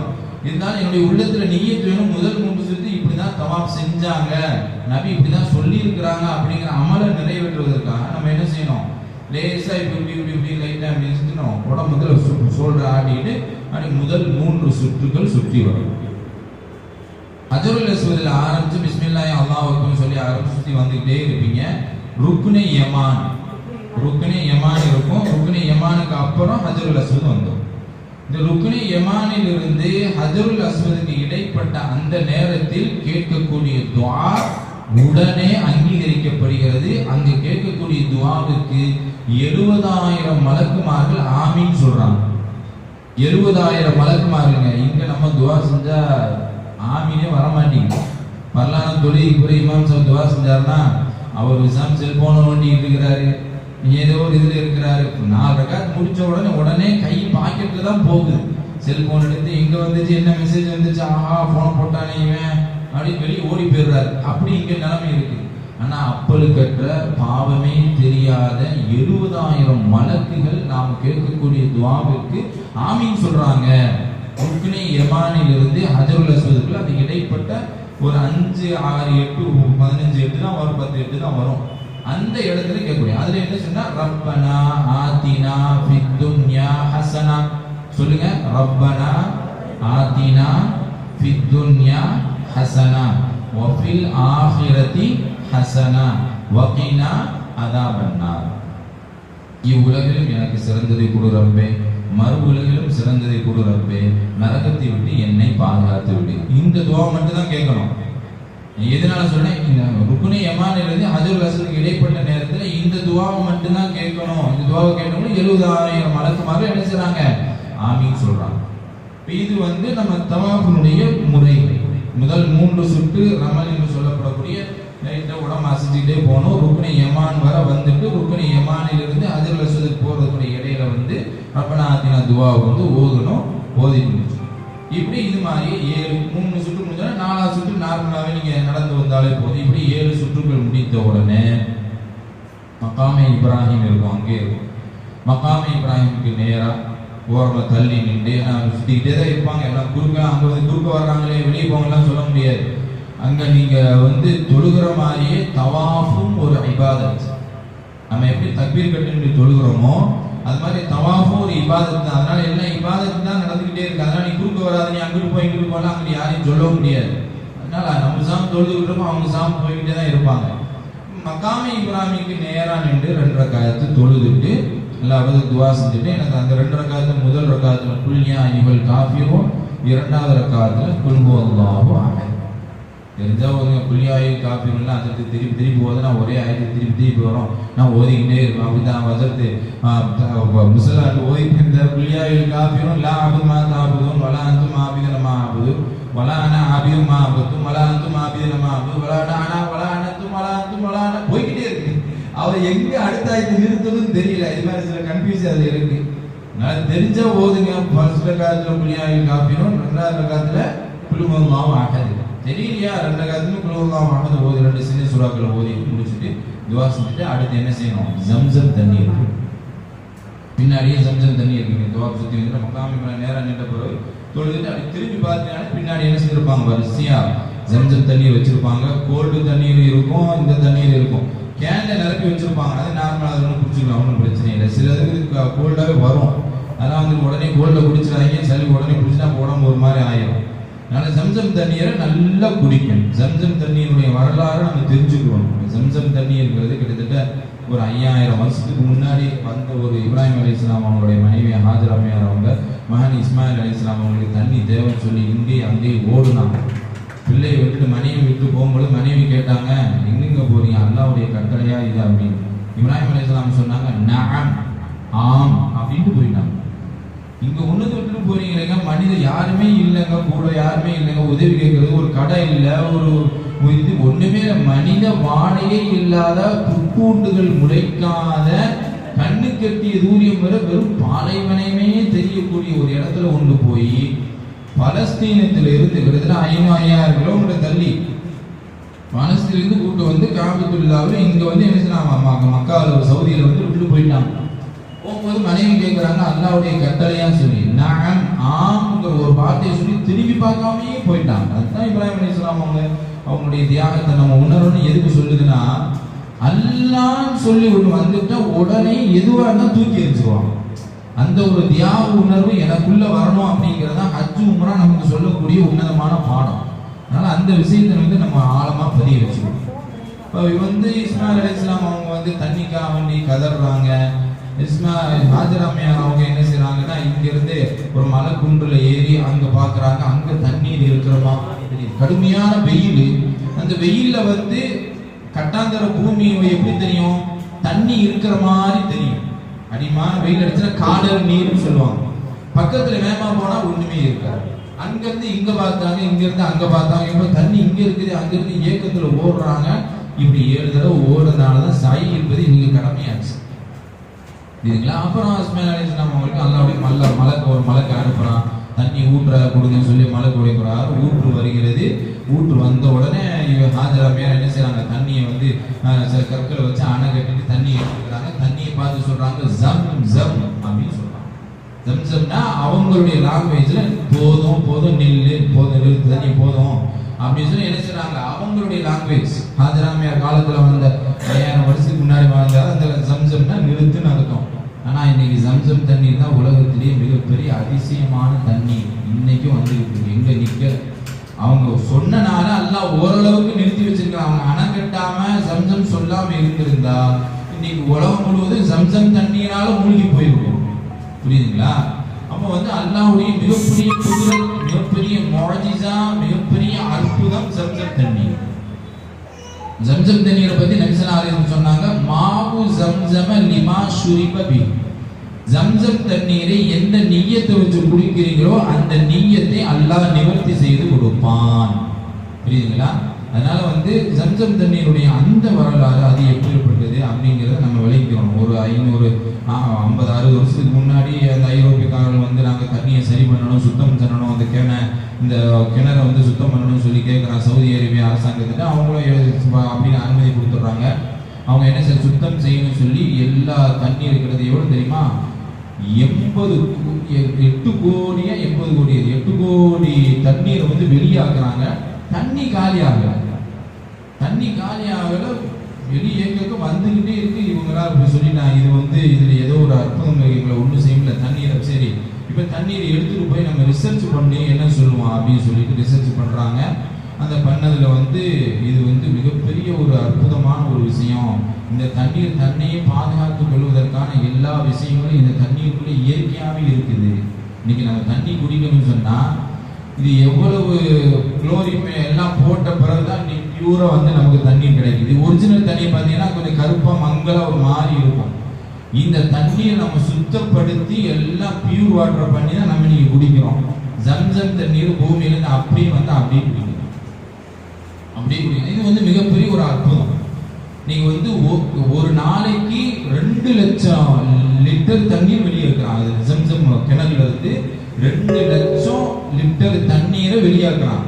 பாட்டில நிரப்பி கொடுத்துட்டே இருக்கிறாங்க. உலகம் முழுவதும் சர்வீஸ் போய்கிட்டே தான் இருக்குது. உம்ரா வரவங்க, ஹஜ் வரக்கூடியவங்க 5 கேன தூக்கிட்டு வந்து போயிட்டே தான் இருக்கிறாங்க. தண்ணீர் தட்டுப்பாடு வந்ததா இதுவரை ஒண்ணுமே கிடையாது. அப்ப வந்து இது அல்லாஹ்வுடைய மிகப்பெரிய ஒரு குதிரத். ஒரு அல்லாஹ் ஒருவன் அப்படிங்கிறதுக்கு அல்லாஹ் ஒருத்தன் இருக்கிறான், அரிசில இருக்கிறாங்கிறத காமிக்கிறது இது ஒரு குதிரத். நிறைய பேர் ஜம்சம் தண்ணீரை பார்த்து வரலாறை படித்து இஸ்லாத்துக்குள்ள வந்தவங்க இருக்கிறாங்க. கனடாவில் தண்ணீர் இருக்கா, அந்த தண்ணீர் வந்து தூய்மையான தண்ணீர். கனடாவில் தண்ணீர் இருக்கு, ரொம்ப கண்ணாடி பயங்கர சுத்தமா இருக்குமா. ஃப்ளைட்ல ஒருத்தர் வந்தார், பேசிக்கிட்டே வந்து இன்னொருத்தர் தாடி வச்சு ஒருத்தர் வாராரு. இன்னொருத்தர் வந்து அவர் வந்து கிறிஸ்துவ மதத்தை சார்ந்தவர். கனடாவை தான் அவங்க என்ன செய்யறாங்க, கனடாவிலிருந்து இங்க வந்துகிட்டு இருக்காங்க. எங்க போய் சவுதியிலிருந்து இவரும் தண்ணி எடுத்துட்டு போறாரு. இது என்னங்க தண்ணிங்க, ஜம்சம் தண்ணீர். தண்ணி எடுக்கிறதுக்கு நீங்க சவுதி அரேபியா போயிட்டு மறுபடியும் கனடாவுக்கு சொன்னீங்க. கனடா எப்படிப்பட்ட ஒரு நாடு, அங்க தண்ணீர் எப்பேற்பட்ட தண்ணீர் இருக்கு. தண்ணி எடுக்கிறதுக்கு 5 லிட்டர் தூக்கிட்டு ஃப்ளைட்ல குடிச்சிட்டு வாங்கிக்கிறப்பா அப்படின்னு அவரு கிண்டலா சொல்லுவோம். இவர் வந்து என்ன செய்யறாரு, இப்ராஹிம் அலைஹிஸ்ஸலாம் வாழ்க்கை வரலாறு, ஜம்சமுடைய தண்ணியுடைய வரலாறு, அதை பற்றி ஹிஸ்டரி, இந்த தண்ணி எப்பேற்பட்ட தூய்மையான அப்படிங்கிறோம் சொல்லும்போது அவருக்கு ஆச்சரியம். இவ்வளோ பெரிய இது இருக்குதா அப்படின்னு தண்ணியை வாங்கி அவரும் ரிசர்ச் பண்ணாரு, படிக்கிறாரு, அவரும் இஸ்லாத்துக்கு வந்தார் அப்படிங்கிறது செய்தியில வந்து ஒரு விஷயம் பத்திரிகையில வந்து. அப்ப ஜம்சம் தண்ணீர் அவ்வளவு தூய்மையானது. அது வந்து எல்லா நோய்களுக்கான ஷிஃபா அந்த தண்ணீர்ல இருக்குது. அதனாலதான் வந்து நமக்கு என்ன செய்யணும், இன்னமும் வந்து ஜம்சம் தண்ணீரா உங்களா போயிட்டு குடிச்சாங்கன்னா இன்னும் பீரோலே வச்சிருக்கிறோம், ஃப்ரிட்ஜ்லயே வச்சிருக்கிறோம். அதுதான் மணிக்கணக்கில் இருந்துகிட்டே தான் இருக்கு. ஜம்சம் தண்ணீர்ல புழு வந்ததாகவோ அல்லது அக்கம் பக்கத்துல செடி கொடிகள் முளைச்சதாகவோ அல்லது வந்து அங்க வந்து கிணத்துக்குள்ள பாசனம் பூசனம் குடிச்ச மாதிரியே எதுவுமே கிடையாது. நீங்க ஹவுஸ்ல வந்து இப்ப தண்ணி விட்டோம்னு சொன்னா அதை வந்து என்ன சுத்தம் பண்றதுக்கு மீனை போடுறோம். அந்த மீன் பேண்டு வச்சு அது நார வச்சிருது, அதை 1 வருஷத்துக்கு வருது, அதை பூசணம் முடிச்சது, அதை வந்து பாசி பிடிச்சா அதை சுத்தம் பண்ணணும். தண்ணீர் கொஞ்ச நாள் 1 வாரம் பாட்டில் வச்சோம்னா அடுத்து புழு வந்துடும். இவ்வளவு இருக்குது. ஆனா ஜம்சம் தண்ணீர்ல எதுவுமே கிடையாது. அண்ணா இதை வந்து என்ன இயற்கையாவே பாதுகாத்து வச்சிருக்கிறான். அவ்வளவு உன்னதமான தண்ணீர். ஒரு பெண்ணுக்கு கேன்சர் இருந்துச்சு, அந்த பெண்ணுக்கு கேன்சருடைய நோய் வந்து ஜம்சம் தண்ணீராலே நீங்கியது.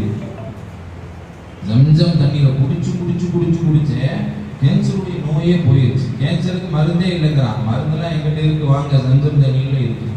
இஸ்லாத்தினுடைய ஒவ்வொரு விஷயத்திலுமே அடுத்தவங்களுக்கான அழைப்பு, தாவத், பல படிப்பணிகள் இருக்கு. அப்ப ஜம்ஜம் தண்ணீரை என்ன செய்யணும், எவ்வளவு நம்மளால குடிக்க முடியுமோ அதை என்ன செய்யணும், பிஸ்மில்லாஹ்னு சொல்லி காபத்துல்லா முன்னோக்கி நின்று குடிக்க. நாங்கள் வந்து அந்த அவசரத்தில் வந்து குடிச்சாங்க, நின்று குடிச்சாங்க. அதனால நின்று குடிக்கணும். ஜம்ஜம் தண்ணீருக்கு மட்டும் நின்று குடிப்பதற்கு அனுமதி உண்டு. உட்காந்து குடிக்கலாம், குடிக்கலாம். உட்காந்து குடிப்பது ஒன்று தப்பு, உட்காந்து குடிக்க கூடாதே அப்படின்னு கிடையாது. நின்றும் குடிக்கலாம், உட்கார்ந்து குடிக்கலாம். இந்த அனுமதி ஒன்லி ஜம்சம் தண்ணீருக்கு மட்டும்தான், வேற தண்ணீர் கிடையாது. மற்ற தண்ணீர் குடிக்க, டீ குடிக்கிறாங்க நம்ம உட்கார்ந்தா குடிக்கணும். இது வந்து ஜம்சம் தண்ணி நம்ம குடிச்சிட்டு அடுத்து என்ன செய்யணும், சை செய்ய போவோம். அப்படியே பின்னாடி போனீங்கன்னா ஜம்சம், அதுக்கப்புறம் உள்ள போயிட்டீங்கன்னா சை. சைன்னு சொன்னா சஃபா மர்வா 2 மலை குன்றுகளுக்கு மத்தியிலே ஓடுவதற்கு பெயர் தான் சை. சை சொன்னாலே ஓடுதல், சற்று வேகமாக ஓடுதல். நம்ம வந்து ஒவ்வொரு வார ஜும்மாலையும் வெள்ளிக்கிழமை இமாம் சவு குத்துபால தொழுகையில் ஓதுவார், ஆய்வல்லதீன ஆமனு, ஈமான் கொண்டவர்களே, இதா நூதிய லிஸ்ஸலாத்தி மின் யௌமில் ஜும்ஆ, ஜும்மாவுடைய தினத்திலே ஜும்மாவுடைய தொழுகைக்காக உங்களுக்கு அழைப்பு கொடுக்கப்பட்டால் ஃபஸ்ஸஅவு, ஃபஸ்ஸஅவு விரைந்து வாருங்கள். அதிலிருந்து வந்து தான் சை. சைன்னு சொன்னா விரைந்து செல்லுது. எப்பயுமே நடந்தீங்கன்னா கொஞ்சம் என்ன செய்யுது, வேகமாக போகும். இந்த சஃபா மர்வா இதுக்கு பேரு சை. இதுல வந்து 7 முறை போகும். இதனுடைய ஆரம்பம் வந்து சஃபால இருந்து ஆரம்பிக்கும். சஃபால இருந்து ஆரம்பிச்சு மர்வாவுக்கு போகணும் ஒரு ரவுண்டு, மர்வால இருந்து சஃபாவுக்கு வருவணும் 2, சஃபால இருந்து மர்வாவுக்கு போகணும் 3, Marwa to Safa 4, Safa to Marwa 5, Marwa to Safa 6, Safa to Marwa to Safa 7. அப்படிங்களா? ஆரம்பிக்கிறது சஃபாவா இருக்கும், முடிகிறது மர்வால முடியும். இதை ஞாபகம் வச்சுக்கணும். 7 இங்க இருந்து ஆரம்பிச்சது 1000, திருப்பி அங்கிருந்து வர்றது 2000, இங்கிருந்து போறது 3, இப்படி வச்சுக்கிறோம். 7 முறை அப்படி போயிட்டோம்னா சை என்கிற அமலை நம்ம நிவர்த்தி செய்தவர்களாக ஆகிவிடுவோம். சரிங்களா? இந்த சையில பின்பற்றக்கூடிய விஷயம் என்ன அப்படின்னு சொன்னா, சஃபாவுடைய அந்த மலை குன்றுல ஏறி காபத்துல்லாவை முன்னோக்கி நிக்கணும். அந்த மலைக்குள்ள ஏறி நின்றாலும் வந்து யுஹ்யி வ யுமீது வ ஹுவ அலா குல்லி ஷைஇன் கதீர். இந்த 4 கலிமா ஓதும். இது வந்து நம்ம சை செய்யும் பொழுது ஓதக்கூடிய துஆ. சை செய்யும் பொழுது இன்னொரு விஷயம் நம்ம கவனிக்கணும். சஃபால இருந்து இறங்கி கொஞ்ச தூரம் போகும் பொழுது கிரீன் கலர்ல லைட் இருக்கும். கொஞ்சம் ஒரு 10 அடி தூரத்துக்கு வர கிரீன் கலர் லைட் போட்டிருப்பான். அந்த லைட் இருக்கிற ஆரம்பத்துல இருந்து அதுக்கு அந்த வரும்பொழுது கொஞ்சம் வேகமாக ஓடும். கொஞ்சம் எப்பயும் நம்ம நடந்து போகக்கூடிய நடையை விட கொஞ்சம் சற்று அதிகமாக வேகமாக நடந்து ஓடி போய் அந்த லைட்டை விட்டு தாண்டின பிறகு மறுபடியும் நார்மலாகவே என்ன செய்யணும், நடந்து போகணும். அங்கிருந்து மறுபடியும் வரும்பொழுது அந்த லைட்டு வந்தோடனே கொஞ்சம் வேகமாக ஓடி வரணும். அதுக்கு பிறகு என்ன செய்யணும், நடந்து வரணும். இந்த மாதிரி இதில் வந்து நம்ம சையில பின்பற்றக்கூடிய விஷயங்கள்லாம் இவை. சை முடிச்சிருச்சு அப்படின்னு சொல்லி சொன்னால் அதுக்கடுத்து நம்ம என்ன செய்யலாம், வெளியே வந்து மொட்டை அடிக்கும். மொட்டை அடிப்பது சிறந்ததா, முடிவெட்டுறது சிறந்ததா அப்படின்னா முடிவெட்டுறதை விட மொட்டை அடிப்பது தான் சால சிறந்தது. அதுக்கு தான் நபி ஸல்லல்லாஹு அலைஹி வஸல்லம் அவங்க 3 முறை துஆ செஞ்சிருக்காங்க. சாபி கேட்டாங்க, மொட்டை அடிக்கலாமா முடி வெட்டலாமா? மொட்டை அடிக்கிறது ஹல்க் தான் சிலைத்தல், ஹல்க் தான் சிறந்தது அப்படிங்க. 2வது முறை கேட்கலாம் ஹல்க் தான், 3வது முறைக்கு ஹல்க் தான், 4வது முறை கேட்கும் பொழுதுதான் முடி வெட்டி கொள்ளலாம். அப்போ மொட்டை அடிப்பதாக இருந்தால் முழுமையாக மொட்டை அடித்து விட வேண்டும். முடி வெட்டுவதாக இருந்தாலும் முழுமையான முறையில் முடி வெட்டணும். ஏன்னா முடி வெட்டுறது 2 கேட்டகரி இருக்கு. இந்த சைடு மாத்திரம் கட் பண்ணிட்டு பசங்க சுத்துறாங்களா இல்லையா, ஒரு ஃபேஷன்ல அப்படி இருக்கு. அந்த மாதிரிலாம் எதுவுமே பண்ணக்கூடாது. முடி வெட்டுறதா இருந்தா ஃபுல்லா ஒரே மாதிரி எல்லா தரப்புலையும் சேமா முடி வெட்டணும். நான் முடி வெட்டுறத விட வாழ்க்கையில் ஒரு முறை அல்லாஹ்வுக்காக வேண்டி ஹஜ் உம்ரா செய்ய போறோம். இதை முடியலாம் பண்றத விட மொட்டை அடிக்கிறது தான் மிக சிறந்தது, ஏற்றமானது. அதுக்கு தான் நபி ஸல்லல்லாஹு அலைஹி வஸல்லம் துஆவும் செஞ்சிருக்கிறாங்க. அப்போ மொட்டை வந்து என்ன செஞ்சிடணும், நாம வந்து சையை முடிச்சு மொட்டையை அடிச்சிட்டோம்னு சொன்னா அல்ஹம்துலில்லாஹ், அல்லாஹ் நாம் செஞ்ச உம்ராவுடைய அமலை நிறைவேற்றிருச்சு. இது வந்து நம்முடைய நிய்யத்தை வைத்து தான் வந்து அல்லாஹ் நம்முடைய அமலுக்கான கூலியை தர்றோம். இது செய்யும் பொழுது நம்முடைய நிய்யத்தை எப்படி இருந்துச்சு, தியாக மனப்பான்மை ஈமானி உணர்வு வந்துச்சா, அக்கம் பக்கத்தில் எல்லாம் வரும் பொழுது போகும் பொழுது அவங்களோட நம்ம எப்படி பேசணும், சண்டை போட்டோமா, இது நிறைய இவ்வளோ விஷயங்கள் கேட்குறோம். ஃப்ளைட்டில் அங்கே ஏர்போர்ட்டுக்கு போகிறதுக்கு முன்னாடி இங்கே பிரச்சனை ஆரம்பிச்சோம். இவ்வளோ விஷயங்கள் கேட்குற ஏர்போர்ட்டுக்கு எல்லாத்தையும் வர சொல்லி 7 மணிக்கு வர சொல்லியிருப்பாங்க. ஒருத்தர் மொத்தம் 8 மணிக்கு வருவார். அங்கேயே கோபமாயிரும், அங்கேயே கோபப்படுவார். என்னாச்சு ஹாஜியார் நீங்க ஒரு 7 மணிக்கு வரச்சுன்னா 8 மணிக்கு வாரீங்களே, அவர் வழிகாட்டி உள்ள நாங்க அது பண்ணணும், இப்போ உங்களுக்கு லிஸ்ட்டை கொடுக்கணும், பாஸ்போர்ட்டை கொடுக்கணும், அவன் என்கொயர் பண்ணுவான், செக் பண்ணுவான், நீங்க இப்படி வந்தா எப்படி, இங்க இருந்து ஆரம்பிச்சு. அதனால இந்த மாதிரி சஃபர் நேரத்துல நம்மளுடைய ஜோடிகளை நல்ல அமலில் ஈடுபாடுள்ள ஜோடியாக நம்ம தேர்ந்தெடுத்துக்கணும். சில பேர் குரூப்பா போறாங்க, 40 பேர் 50 பேர், எங்க ஊருக்காருங்க எங்க தெருவுக்காருங்க அப்படின்னு செஞ்சுட்டு அப்படி ஜாலியா பேசிக்கிட்டு இது பண்ணிக்கலாம் அப்படி நீயத்தோட என்ன செய்யறாங்க, சில பேர் கிளம்பி போறாங்க. அச்சு 40 நாள் 45 நாள், உம்ராங்கிறது 15 நாள் போறோம். அதுல அமல் செய்யக்கூடிய நாட்கள்ங்கிறது உம்ரா பொறுத்தோட ஒரே நாள் தான் முடிஞ்சு போயிடும். மீதமுள்ள 14 நாள், ஒரு வாரம் 10 நாள் இங்க இருப்போம், 1 வாரம் 5 நாள் இருக்கும். ஹஜ்ஜில் முக்கியமான நாட்கள்ங்கிறது ஒரு வாரம் தான், பிறை 8ல இருந்து பிறை 13 வரை, அதோட முடிஞ்சு போச்சு. அதுக்கிட்ட அமலே கிடையாது. 45 நாள் இருக்கிறோம். அப்ப நம்ம கூட இருக்கக்கூடியவங்க, நம்ம ரூம்மேட்டு, நம்மளோட எப்பயுமே வரக்கூடியவங்க, நல்ல அமலில் ஈடுபாடு, நல்ல விஷயங்களை பேசக்கூடிய, அமல்களில் அதிகமாக ஆர்வம் இருக்கக்கூடிய அந்த மாதிரி ஆட்களை நம்ம தேர்ந்தெடுக்கணும்னு சொல்றோம். ஏன்னா என் ஊருக்காருங்க, என் பக்கத்து வீட்டுக்காருங்க, அண்ணன் தம்பிங்க, அது பண்ணிக்கலாம், ஃப்ரீயா பேசிக்கிறோம், தேவையான பொருட்களை போய் வாங்கிக்கலாம், இப்படிங்கிற அந்த சிந்தனை இருக்கு. நம்ம புனிதமான இடத்துக்கு போறோம், லைஃப்ல ஒரு முறை தான் கிடைக்கும், அடுத்த வருஷம் கிடைக்குமாங்கிறது என் கையில, எனக்கு என்னுடைய உயிரை பத்தி எனக்கு கேரண்டி கிடையாது. நான் போட்ட சட்டையை பட்டனை நான் வரும்போது போட்டு வந்தேன், திருப்பி நான் தான் கழட்டுவேனா, வேற யாரும் கழட்டுவாங்களா, யாருக்குமே தெரியாது. அப்ப நிச்சயம் இல்லாத ஒரு வாழ்க்கை. அந்த மாதிரி புனிதமான ஒரு இடத்துக்கு போறதுனால எவ்வளவுக்கு எவ்வளவு நம்மளால நன்மைகளை அள்ளி கொண்டு நம்ம போட முடியுமோ அவ்வளவு நன்மையான காரியங்கள்ல நம்மளை ஈடுபடுத்துவதற்கான எல்லா விதமான அந்த இதையும் நம்ம என்ன செஞ்சுக்கணும், ஏற்படுத்தி வச்சுக்கணும். இதை முடிச்சுட்டு நம்ம என்ன செய்யறோம், மதீனாவுக்கு அடுத்து கூட்டு போவாங்க. மதீனா அப்படிங்கிறது அல்லாஹ் நமக்கு கொடுத்த மிகப்பெரிய ஒரு அற்புதம். அதுவும் நபி ஸல்லல்லாஹு அலைஹி வஸல்லம் அவங்க துயில் கொண்டிருக்கக்கூடிய ஒரு புனிதமான ஒரு பூமி. மக்காவை நோக்கி எப்படி நம்ம தல்பியா சொல்லிட்டு லப்பைக் அல்லாஹும்ம லப்பைக் இன்னல் ஹம்த வன் நிஅமத லக வல் முல்க லா ஷரீக அப்படின்னு லப்பைக் சொல்லிட்டு தல்பியா சொல்லிட்டு மக்காவை நோக்கி நம்ம போறோமோ, அது மாதிரி மதீனாவை நோக்கி போகும்பொழுது நம்முடைய நாவுகளில் ஸலவாத் அதிகமாக சொல்லணும். நபி ஸல்லல்லாஹு அலைஹி வஸல்லம் அவர்கள் மீது அதிகமாக ஸலவாத் நம்ம ஓதக்கூடிய அல்லாஹும்ம ஸல்லி அலா சய்யிதினா முஹம்மது வ அலா ஆலி முஹம்மது கமா ஸல்லைத அலா இப்ராஹீம வ அலா ஆலி இப்ராஹீம இன்னக ஹமீதும் மஜீத். அல்லாஹும்ம பாரிக் அலா முஹம்மது வ அலா ஆலி முஹம்மது கமா பாரக்த அலா இப்ராஹீம வ அலா ஆலி இப்ராஹீம இன்னக ஹமீதும் மஜீத். இந்த ஸலவாத், இந்த ஸலவாத் இவ்வளவு பெருசா இருக்கும்போது அல்லாஹும்ம ஸல்லி அலா முஹம்மது வ அலா ஆலி முஹம்மது வ பாரிக் வஸல்லம். சாதாரண அந்த ஸலவாத் என்ன சொல்லுவோம், மதீனாவுக்குள்ள போன உடனே அங்க பாபி ஜிப்ரீல் ஒரு வாசல் இருக்கும். அந்த வாசல் நுழைந்து ஏற்றமானது இல்லைன்னா எந்த வாசலாம் நுழைஞ்சுக்கலாம். உள்ள நுழைஞ்ச உடனே 2 ரக்காத் தொழணும். தஹியத்துல் மஸ்ஜித், பள்ளிவாசலுக்குள்ள போனாலே 2 ரக்காத் தொழுகிறது சுன்னத்து.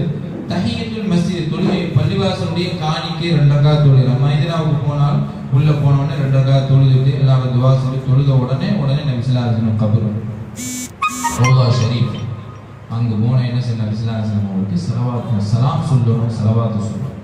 அவங்க நம்மகிட்ட போகிறோம், நம்மளாம் யாரெல்லாம் சலாம் சொல்லி அனுப்புவாங்க, நபி ஸல்லல்லாஹு அலைஹி வஸல்லம் ஸலவாத்தை எத்தி வைங்கன்னு சொல்லி நபி அவங்களுக்கு இந்த சலாம் எத்தி வைக்கப்படுது. இப்போ நான் உங்கள்கிட்ட சொல்லி என் சார்பாகவும் நீங்கள் எல்லாருமே நபி ஸல்லல்லாஹு அலைஹி வஸல்லம் அவங்களுக்கு என்னுடைய சலாமை சொல்லுங்க இன்ஷா. இப்போ நான் சொல்றது இப்போ என்னுடைய தந்தையினுடைய பெயரோடு சேர்த்து நபி அவங்களுக்கு இது எடுத்து சொல்லப்படுது அப்படின்னு ஹதீஸ்ல வரும். இன்னாருடைய மகன் இன்னார் உங்களுக்கு சலாம் சொல்லி அனுப்பினார் அப்படின்னு உங்கள்கிட்ட நிறைய பேர் சொல்லுவாங்க. எல்லாத்தையும் நோட்டு வச்சு பேர் பேரா வாசிக்கிறது ஒன்று இருக்கு, அது உங்களுக்கு ஓகேனா நீங்க படிக்கலாம். இல்லைன்னு சொன்னா என்னிடத்தில் யாரெல்லாம் நபி உங்களுக்கு சலாம் சொல்லி அனுப்புனாங்களோ அத்தனை பேரும் உங்களுடைய நான் சலாமை எத்தி வைக்கிறேன் அப்படின்னு நீங்க மொத்தமா சொல்லிட்டாலும் ஒன்றும் பிரச்சனை இல்லை.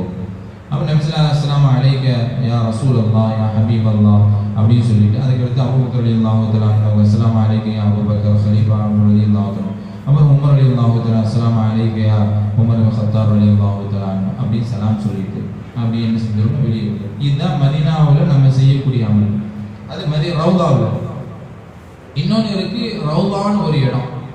அந்த இடம் சொன்னா சொர்க்கத்தை, உலகத்திலேயே சொர்க்கத்தை நம்ம பார்க்கணும், சொர்க்கத்துடைய இடம் சொன்னா அதுதான் அப்படின்னு சொல்லி நபி ஸல்லல்லாஹு அலைஹி வஸல்லம் ரௌதத்தும் மின் ரியாதில் ஜன்னா, அதாவது எனது வீட்டிற்கும் எனது கபருக்கும் இடையில் உள்ள அந்த இடம் சொர்க்கத்தினுடைய ஒரு இடம், ஒரு பூந்தோட்டம் அப்படின்னு சொல்லி நபி ஸல்லல்லாஹு அலைஹி வஸல்லம் அவங்க சொன்னாங்க. அதனால அந்த இடத்துல நம்ம தொழுகிறதுங்கிறது சொர்க்க தெரியும்.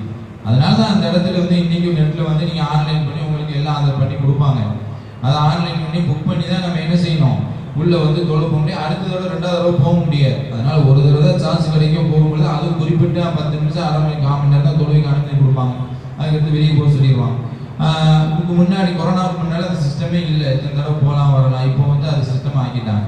அடுத்து ஹஜருல் அஸ்வது கூட நிறைய கம்ப்ளைண்ட் வருது. என்னன்னு சொன்னால், வர்றவங்க ஹாஜிகள் யாருமே ஹஜருல் அஸ்வது தொல்ல முடிய வாய்ப்பு கிடைக்க மாட்டேங்குது. அதனால அதுலேயும் வந்து சிஸ்டத்தை கொண்டு வரணும். ஆன்லைன் சிஸ்டம், புக்கிங் சிஸ்டம், குறிப்பிட்ட டைம் புக் பண்ணி பெண்களுக்கு சொல்லியிருக்காங்க. நைட்டு 2:30 மணி டு ஏதோ 12 to 2:30 போட்டு இது பண்ணுறாங்கன்னு சொல்லி செய்திகள் வருது. இன்னும் அதுக்கு அமலுக்கு வரல. இப்படிலாம் நடந்துக்கிட்டு இருக்கு. ஏன்னு சொன்னால் அது ஒரு புனிதமான இடம், சொர்க்கத்தினுடைய ஒரு இடம் பூமியில இருக்குதுன்னு சொன்னால் எவ்வளோ மகத்தான ஒரு இடம். இதெல்லாம் வந்து நம்ம உணர்ந்து அந்த அமல்களை வந்து நம்ம என்ன செய்யணும், நிவர்த்தி செய்யணும். அதுக்கு பக்கத்திலேயே ஜன்னத்துல் பக்கீங்கிற கபிரிஸ்தான் அங்கே கூட்டு போவாங்க. அங்கே கிட்டத்தட்ட 12,000 சஹாபாக்கள், அவங்களுடைய சில குடும்பத்தார் மக்கள் எல்லாம் அங்கே அடக்கப்பட்டிருக்கிறாங்க. அவங்களுக்காக நம்ம செய்யாத ஒரு பாவத்தை மன்னிச்சது அப்படின்னு சொல்லி அவர்களுக்காக நம்ம என்ன செய்யணும், தான் வந்து துவா செய்யணும். அதுக்கடுத்து அவங்களுக்கு மற்ற இடங்கள்லாம் கூட்டு போவாங்க. சில இடங்கள் பதில் நடந்த விபத்து நடந்த இடம். அப்புறம் மஸ்ஜித் கிப்லத்தை, 2 கிப்லா நான் சொன்னேன். மஸ்ஜித் குபா முதலாக நபி ஸல்லல்லாஹு அலைஹி வஸல்லம் ஹிஜ்ரத் செய்யும் பொழுது அவங்க கட்டி எழுப்பிய, அவங்க சிரமம் எடுத்து கஷ்டப்பட்டு அவங்க இந்த இடம் வந்து மஸ்ஜித் குபாங்கிற இடம். அந்த பள்ளியாளர்கள் கூட்டு போவாங்க. அதெல்லாம் வந்து நம்ம வரலாறு தெரிஞ்சாதானே. ஹிஜ்ரத் செய்யும் பொழுது மக்காவிலிருந்து மதீனாவுக்கு போறாங்க. போறதுக்கு முன்னாடி தொழுதுக்காண்டி நபி ஸல்லல்லாஹு அலைஹி வஸல்லம் மஸ்ஜித் குபாவை என்ன செய்றாங்க, கட்டுறாங்க. அந்த ஹதீஸ், அந்த பள்ளிவாசல் பத்தி அல்லாஹ் ஹதீஸ் குர்ஆன்ல சொல்றான், உஸ்ஸிஸ அலா தக்வா, இறையச்சத்தை கொண்டு அடிப்படையாக கொண்டு இந்த பள்ளிவாசல் கட்டப்பட்டது அப்படின்னு சொல்லி அல்லாஹ் குர்ஆன்ல அதை சிலாஹித்து சொல்றான். இந்த மாதிரி மஸ்ஜித் கிப்லத்தைன் இருக்கு. கிப்லத்தைன் 2 கிப்லா. மஸ்ஜிதுல் அக்ஸாவை நோக்கி தொழுகை இருந்தாங்க நபி ஸல்லல்லாஹு அலைஹி வஸல்லம். இப்போ காபாவை நோக்கின்னு சொன்ன உடனே தொழுகையிலே அப்படியே திரும்பிட்டாங்க. இதுதான் மஸ்ஜித் கிப்லத்தைன், 2 கிப்லாவுடைய பள்ளிவாசல் அப்படின்னு அந்த பள்ளிவாசலுக்கே பேர். அப்படி ஒவ்வொன்றும் உங்களுக்கு சொல்லி கொடுப்பாங்க. அடுத்து வந்து தாய் பிள்ளைங்க அந்த தோட்டம்லாம் இருக்கும், ஒவ்வொன்றா அப்படி காமிப்பாங்க. இதெல்லாம் வந்து போகிறதுக்கு முன்னாடி அந்த வாழ்க்கை வரலாறு இன்னொன்று புத்தகம் இருந்துச்சு நபி ஸல்லல்லாஹு வாழ்க்கை வரலாறு. என்ன புக்குன்னு சொன்னால் அர்-ரஹீக்குல் மக்தூம் அப்படிங்கிற ஒரு புக்கு. புக் ஸ்டாப்பில் நசீர் புக் டிப்போ இந்த மாதிரி இதில் கிடைக்கும். தமிழ் இருக்குது, உருது இருக்குது, இங்கிலீஷில் எல்லாத்துலேயும் இருக்குது. அர்-ரஹீக் அப்படிங்கிற புக்கு. அர்-ரஹீக் அது மாதிரினா உலக பிரசித்தி வரலாறுல சிறப்பு முதல் தடத்தில் இருக்கக்கூடியது அந்த புக்கு தான்.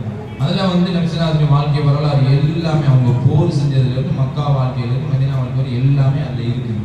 அதை ஒரு தடவை நம்ம படிச்சுட்டு போனோம்னு சொன்னால் அந்தந்த இடத்துக்கு போகும் பொழுது கண்ணை கட்டி விட்ட மாதிரி இருக்காது. ஏன்னா சில நேரம் ஒன்றுமே தெரியாமல் அவங்க போய் சொல்லுவாங்க. நான் கூட்ட நெரிசலில் எல்லாத்தையுமே விலகிட்டு இருக்க முடியாது.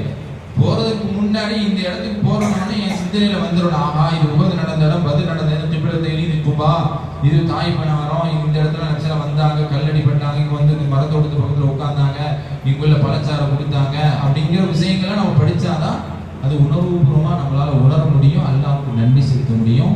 இன்ஷா அல்லாஹ் இந்த பயணத்தை நீங்க வந்து உணர்வுபூர்வமாக ஆக்கிக் கொள்ள வேண்டும். எல்லாம் அல்ல இறைவன் உங்களுடைய பயணத்தை மிக இலகுவானதாக அல்லாஹ் ஆக்கியருமாக. நீங்கள் போயிட்டு வர உங்களுடைய குடும்பத்திற்கான எல்லா பாதுகாப்பையும் அல்லாஹ் தந்துடுவானாக. உங்களுக்கு செய்யக்கூடிய எல்லா அமல்களையும் அல்லாஹ் அங்கீகரித்துக் கொள்வானாக. வாஹிரு தஅவானா அல்ஹம்துலில்லாஹ்.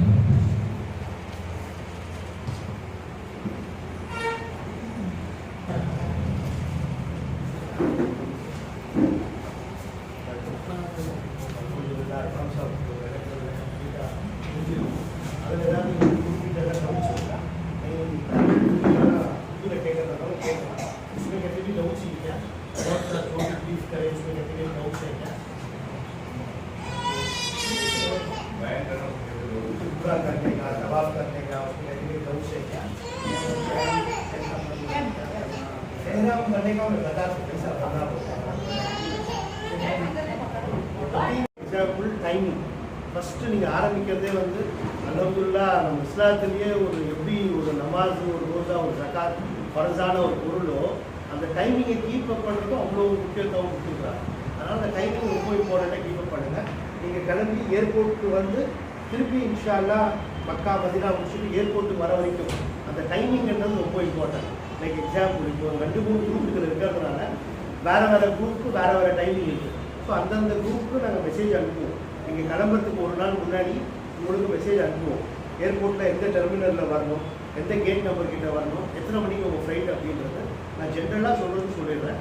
இது ஒன்று டைமிங் கீப் அப் பண்ணணும். இப்போ எக்ஸாம்பிள் 28ஆம் தேதி போகிற குரூப், இப்போ அடுத்த குரூப் 28ஆம் தேதி, நேற்று தான் ஒரு குரூப் போடுது, 19ஆம் தேதி ஒரு குரூப் போயிருக்கு, அல்ஹம்துலில்லாஹ் 21ஆம் தேதி ஒரு குரூப் போயிருக்கு. இதுக்கு அடுத்த குரூப் வந்து 28ஆம் தேதி போகுது, ஃபாலோட் பை 2ஆம் தேதி ஒரு குரூப் போகுது, அதுக்கப்புறம் 12ஆம் தேதி ஒரு குரூப் போகுது. இப்போ 28ஆம் தேதி போகிற குரூப் வந்து காத்தால 7:20க்கு ஃப்ளைட், ஓமான் ஏர்லைன்ஸ் 7:20 ஃப்ளைட்டுன்னா அதுலேருந்து 3 மணி நேரம் முன்னாடி ஏர்போர்ட்டில் இருக்கணும் ரிப்போர்ட்டிங் டைம். 3 hours பிஃபோர் அப்படின்னா 4:15 4:20 3:30 வந்துடுங்க. ஒரு ½ hour முன்னாடியே வந்துட்டிங்கன்னா உங்கள் வேலைங்களாம் முடிச்சுட்டு உங்களுக்கு எல்லாருக்கும் ஏர்போர்ட்டில் உங்களோட பாஸ்போர்ட் யாரெல்லாம் வாங்கியிருக்கிறோமோ உங்கள் passport, ticket, visa, insurance, ID card இதெல்லாம் கொண்டு வந்து ஏர்போர்ட்டில் கொடுத்துருவோம். இப்போ நீங்கள் 4 மணிக்கு அங்கே ஏர்போர்ட்டில் இருக்கணும். ஸோ 3:30 மணிக்கு நாங்கள் எல்லாம் அங்கே இருக்கோம். ஸோ நீங்களும் 3:30 மணிக்கு வந்துட்டீங்கன்னா உங்கள் டிக்கெட்டு, வீசா இதெல்லாம் வாங்கிட்டு சீக்கிரமாக உள்ளே போயிடலாம். சீக்கிரமாக உள்ளே போனீங்கன்னா நீங்கள் விருப்பப்படுற சீட்டு கேட்டு வாங்கலாம் ஃப்ளைட்டில். இப்போ ஒரே ஃபேமிலியில் 5 பேர் இருக்கலாம். 5 பேருக்கு ஒரே மாதிரி பார்க்கணும்னா முன்னாடி போனால் தான் கிடைக்கும். நீங்கள் லேட்டாக என்ன ஆகும்னா எங்கெங்கெல்லாம் அவைலபிளாக இருக்கோ அங்கெல்லாம் கொடுப்பான். 2 பேருக்கு முன்னாடி, 2 பேருக்கு பின்னாடி, ஒருத்தருக்கு கடைசியில் அந்த மாதிரி கிடைக்கும். ஸோ ஒரு ½ மணி நேரம் முன்னாடி வந்தீங்கன்னா நீங்கள் கேட்குற சீட்டு போர்டிங் போட்டு உள்ளே போயிடும். சரிங்களா? ஸோ இந்த லக்கேஜ் வந்து நார்மலாக 30 கிலோ அளவு ஒரு ஏர் ஃப்ளைட்டை பொறுத்த வரைக்கும் மாறும். பட் மினிமம் கேரண்டி வந்து 30 kg. அந்த 30 கிலோ லக்கேஜை வந்து 2 பேக்காக எடுத்துகிட்டு போகணும். ஒரே பேக்காக 30 கிலோ எடுத்துகிட்டு போனீங்கன்னா அங்கே எடுத்து வைக்கிறவங்களுக்கு கஷ்டமாக இருக்கும். அதனால் கவர்மெண்ட் என்ன பண்ணிட்டாங்க, அதை பிரித்து 2 பேக்கேஜாக கொண்டு போடுறாங்க. 15 கிலோவாக வச்சுக்கலாம். இதை தவிர 7 கிலோ வந்து ஹேண்ட் லக்கேஜ். 30 கிலோ வந்து 2ஆக பிரித்து எடுத்துகிட்டு போகலாம். அது நீங்கள் சென்னையில் ஏர்போர்ட்டில் போயிட்டு போட்டுட்டிங்கன்னா அதோட ஜித்தாவில் தான் எடுக்க முடியும். நடுவில் உங்ககிட்ட வராது. நீங்கள் ஓமான் ஏர்லைன்ஸில் போகிறதுனால சென்னை, மஸ்கட், ஜித்தா. அப்போ மஸ்கட்டில் அந்த துணி உங்கள் கையில் இருக்காது, அந்த பாக்ஸ்லாம் ஜித்தாவில் தான் வரும். ஸோ ஹேண்ட் லக்கேஜ் மட்டும் கையில் வச்சுக்கிங்க.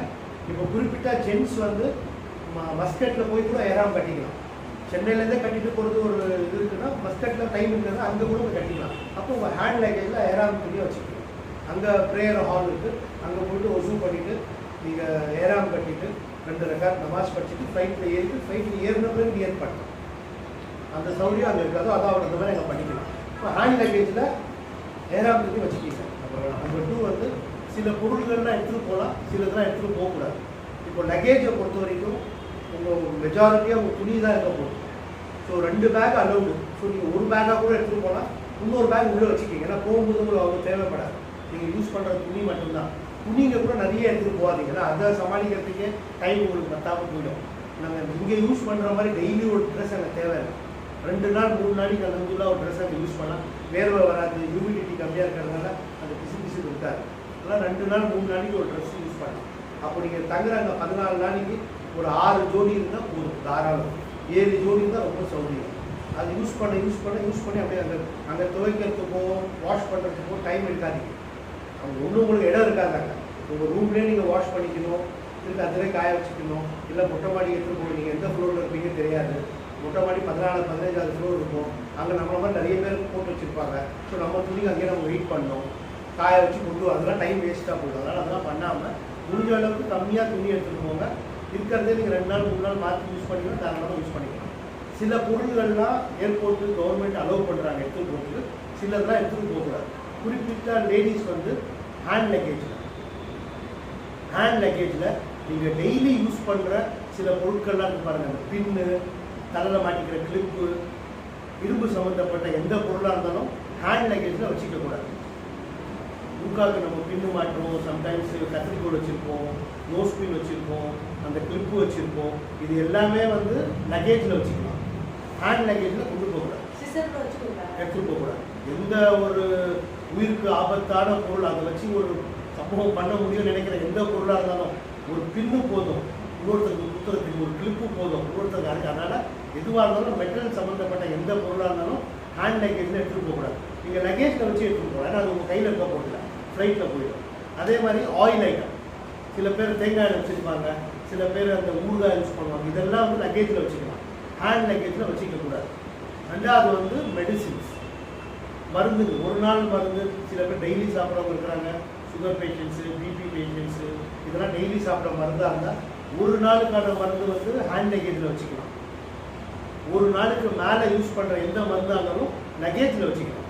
இப்போ நீங்கள் 15 நாளைக்கு மருந்து சாப்பிடணும் அப்படின்னா மீதி 13-14 நாளுக்கான மருந்து லக்கேஜில் வச்சுக்கலாம், அங்கே போய் எடுத்துக்கலாம். ட்ராவல் பண்ணும்போது ஹேண்ட் லக்கேஜில் ஒரு நாளுக்கான மருந்து தான் வச்சுக்கணும். அதே மாதிரி ஜென்ஸுங்க சம்டைம்ஸ் ஸ்பெசிஃபிக்காக அந்த charger, laptop, mobile phone charger, laptop, அந்த பவர் பேங்க்கு இதெல்லாம் கொண்டு போகிறீங்களா, இது எல்லாமே வந்து ஹேண்ட் லக்கேஜில் தான் வச்சுக்கணும், லக்கேஜில் போடக்கூடாது.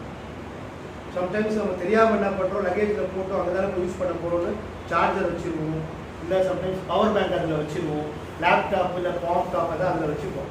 அவனுக்கு அந்த ஸ்கேனிங் பண்ணும்போது பிரச்சனையாக இருந்தால் அந்த அந்த லக்கேஜ் அப்படியே ஹோல்ட் பண்ணிவிடுவாங்க. அதனால் இது ஸ்பெசிஃபிக்காக ஆண்கள் யூஸ் பண்ணுற மாதிரி இருந்தால் உங்கள் ஹேண்ட் லக்கேஜில் வச்சுக்கிங்க. அது ஒரு இடத்துல ஸ்கேன் ஆகிறதுனால பிரச்சனை கிடையாது, அலோவ் பண்ணுறாங்க. லேடிஸு ஸ்பெசிஃபிக்காக இந்த சில ஐட்டம்லாம் வச்சுக்கக்கூடாது. மருந்து வந்து ரொம்ப காஸ்ட்லி. நீங்கள் ரெகுலராக சாப்பிட்ற மருந்து தான் இங்கே வாங்கிக்கிங்க. வாங்குகிற மருந்துக்கு முடிஞ்சால் டாக்டர் ப்ரிஸ்கிரிப்ஷன் வாங்கி வச்சுக்கிங்க. அப்படி ப்ரிஸ்கிரிப்ஷன் இல்லை, ரொம்ப நாள் முன்னாடி டாக்டரை பார்த்தோம் அப்படின்னா அட்லீஸ்ட் எந்த மருந்து வாங்குறீங்களோ அதுக்கான ஒரு பில்லு வாங்கிக்கிங்க.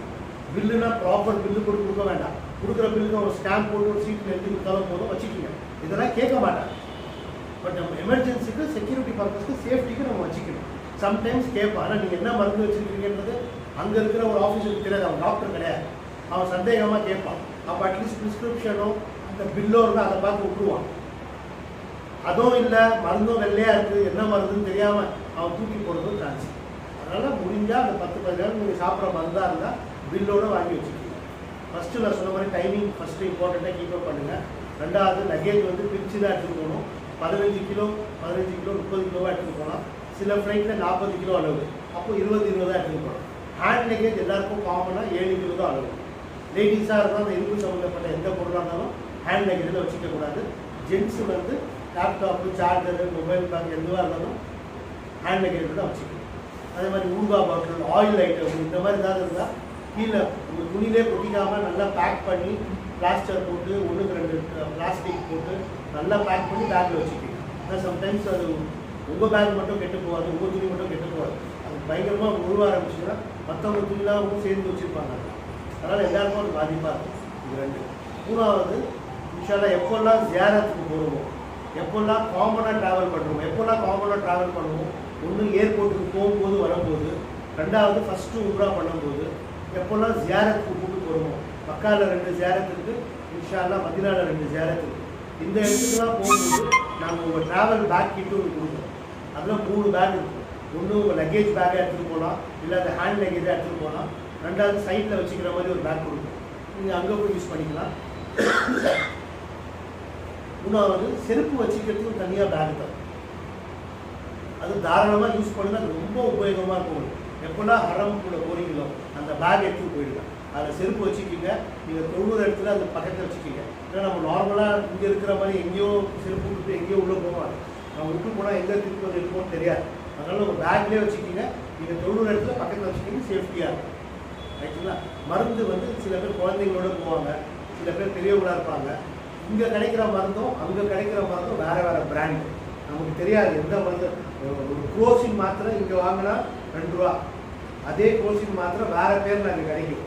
பட் அங்கே வாங்கினீங்கன்னா 3-4 ரியால், 4 ரியாலில் கிட்டத்தட்ட 100 ரூபா. இப்போ நார்மலாக நம்ம ஹால்ஸு, விக்ஸு, ஸ்டெப்ஸின் சாப்பிட்றோம்ல, 2 ரூபா 3 ரூபா நம்ம ஊரில். அதே ஸ்டெப்ஸின்ஸ் நீங்கள் அங்கே வாங்கினீங்கன்னா 3 ரியாலில் கிட்டத்தட்ட 75 ரூபா. டானிக், காஃப் சிரப், ரெகுலராக நம்ம சாப்பிட்ற காஃப் சிரப் நம்ம 40 ரூபா 50 ரூபா நல்லா பிராண்ட் இங்கே கிடைக்கும். அதே காஃப் சிரப் நீங்கள் அங்கே வாங்கினீங்கன்னா 40 ரியாலில் கிட்டத்தட்ட 1200 ரூபா. அதுவும் வேறு பிராண்டு வேறு பேரில் இருக்கும். ஸோ இந்த காமனாக யூஸ் பண்ணுற எல்லா டேப்லெட்ஸு நாங்கள் குரூப் லீடராக அங்கே வச்சுருப்போம், ஃபஸ்ட் எய்ட் மாதிரி. இருந்தாலும் உங்களுக்கு தேவையான மாத்திரைங்க நீங்கள் மாற்றி சாப்பிட்லாம். சில பேர் தலைவலிக்கு அனாசின் சாப்பிடுவாங்க, சில பேர் சாரிடைன் சாப்பிடுவாங்க. இப்போ எந்த மாத்திரை யாருக்கு சூட் ஆகும் நமக்கு தெரியாது. அதனால் உங்களுக்கு சம்மந்தப்பட்ட மினிமம் என்ன மாத்திரையோ அதை நீங்களாம் வச்சுக்கிங்க. அங்கே தேவைப்பட்டுச்சுன்னா யூஸ் பண்ணிக்கலாம். சரிங்களா? இந்த செருப்பு பேக் எவ்வளோ இம்பார்ட்டண்ட்டோ அதே மாதிரி நீங்கள் யூஸ் பண்ணுற ஐடி கார்டு, நாங்கள் ஒரு ஐடி கார்டு கொடுப்போம். அது எப்போனா நீங்கள் ட்ராவல் பண்ணுறீங்களோ அது வரைக்கும் யூஸ் பண்ணுங்கள்.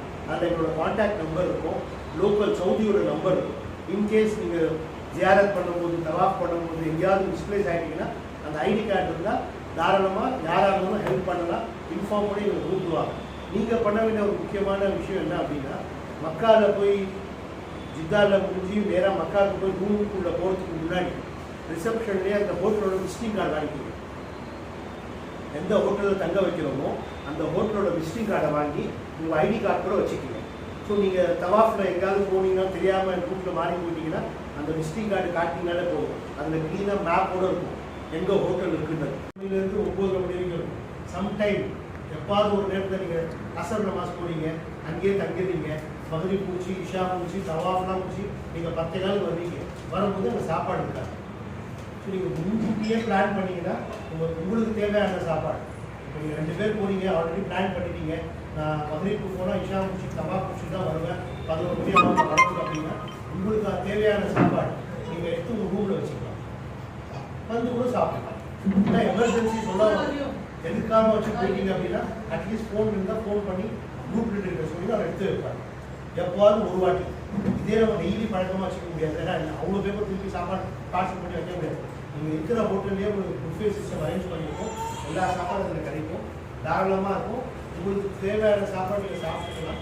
ரூமில் பார்சல் பண்ணி கொண்டு போகிறதா இருந்தால் நீங்கள் எவ்வளோ சாப்பிடணும் அவ்வளோ கொண்டு போனால் போதும். நிறைய பேர் என்ன சொல்கிறாங்க, கிடைக்கிறவோ கிடைக்காதோன்ற ஒரு பட்சத்தில் 2 பேர் சாப்பிட்ற இடத்துல 4 பேர் சாப்பாடு எடுத்துகிட்டு போயிடுறாங்க. அந்த 4 பேர் சாப்பாடு சாப்பிட்டா பரவாயில்ல, நீங்கள் சாப்பிட முடியாத 6 பேர் நீங்களும் அந்த ஒரு ஆள் சாப்பிட மீதி சாப்பாடு முடியும். அது மட்டும் கொஞ்சம் தவிர்த்து சரிங்களா. ஜியாரத் போகிறது முடிஞ்சு போச்சு. அதே மாதிரி இன்ஷா அல்லாஹ் நம்ம இந்த ஏர்போர்ட்டுக்கு போயிட்டு திருப்பி ஏர்போர்ட் வரைக்கும் குரூப் லீடர் கூடயே இருப்பார். நம்ம 1க்கு 4 பேர் அங்கே இருக்கிறாங்க. எங்களுக்கு சொந்தமான எம்ப்ளாயிஸு அங்கே 4 பேர் இருக்கிறாங்க. ஸோ யாராவது 3 பேர் மினிமம் அவங்க கூட இருப்பாங்க. மக்காவில் ஒருத்தர் இருப்பார், மதீனாவில் ஒருத்தர் இருப்பார். எந்த ஒரு டவுட்டாக இருந்தாலும் அவங்கள்ட்ட கிளாரிஃபை பண்ணிக்கலாம். அங்கே சுற்றி காட்டுற எல்லா ஜியாரத்தும் லோக்கலில் இருக்கிற இமாம் வருவாங்க. அதே மாதிரி ஃபஸ்ட்டு உம்ரா வந்து ஒரு இமாம் சாப்பிட்டு தான் பண்ண வைப்போம். ஸோ அவங்களுடைய நீங்கள் கம்ப்ளீட் உம்ரா பண்ணிக்கிறீங்க. 2வது 3வது தான் உங்களுக்கு சௌகரியத்துக்கு தகுந்த மாதிரி பண்ணிக்கலாம். சரிங்களா. வேறு ஏதாவது ஸ்பெசிஃபிக்காக குறிப்பிட்ட டவுட் ஏதாவது இருக்கா?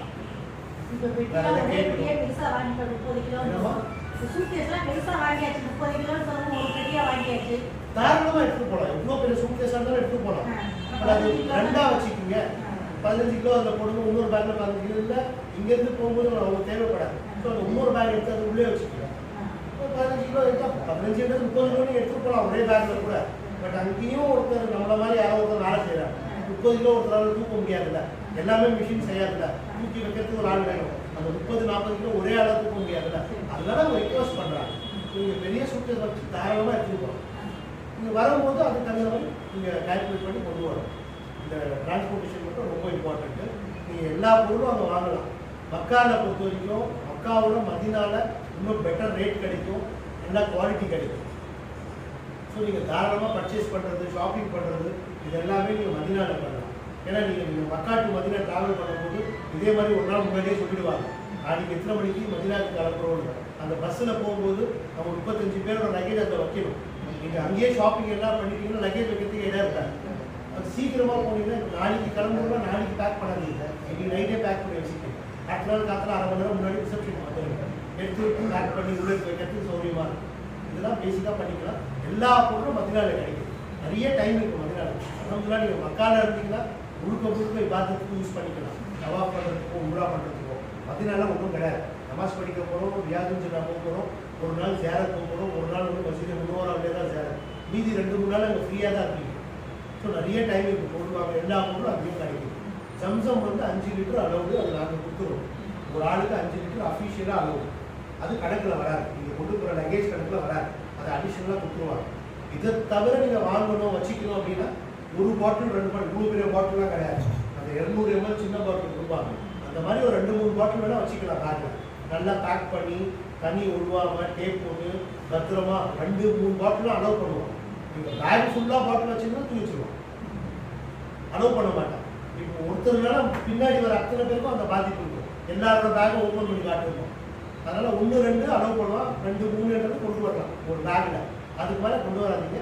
நாங்கள் கொடுக்குற அந்த 5 லிட்டர் பாட்டில் ஆட்டோமேட்டிக்காக ஜித்தாவில் நீங்கள் போர்டிங் போடும்போது போட்டுக்கலாம். திருப்பி சென்னைக்கு வரும்போது அதை உங்கள் பேர் போட்டு வரணும், அதை எடுத்து வச்சுக்கிங்க. எல்லாருக்கும் ஒரே மாதிரி காமனாக பாக்ஸ் இருக்கிறதுனால அங்கே ரிட்டர்ன் நீங்கள் வரும்போது எப்போ அந்த பாட்டில் கொடுக்குறோமோ முடிஞ்சால் ஸ்கெட்ச் பென் கையில் வச்சுக்கிங்க. உங்கள் இனிஷியல் போட்டுருக்கு இங்கே வந்து எடுக்கிறதுக்கு சௌகரியமாக இருக்கும். ஏன்னா எல்லாருக்கும் ஒரே தண்ணி தான், ஒரே பாட்டில் தான், பட் முன்ன பின்ன ஆகிடக்கூடாது. ஸோ நீங்கள் அடையாளமாக அது ஒரு சிம்பிள் ஏதோ ஒரு இனிஷியல் என்னவோ அது போட்டுட்டீங்கன்னா எடுக்கிறதுக்கு ஒரு சௌகரியமாக இருக்கும். சரிங்களா? மருந்து மாத்திரை வந்துடாதீங்க. இம்பார்ட்டண்ட்டாக அந்த ஐடி கார்டில் விசிட்டிங் கார்டு வச்சுக்கிங்க, ரொம்ப இம்பார்ட்டண்ட்டாக. டைமிங்கை கீப் பண்ணுங்கள்.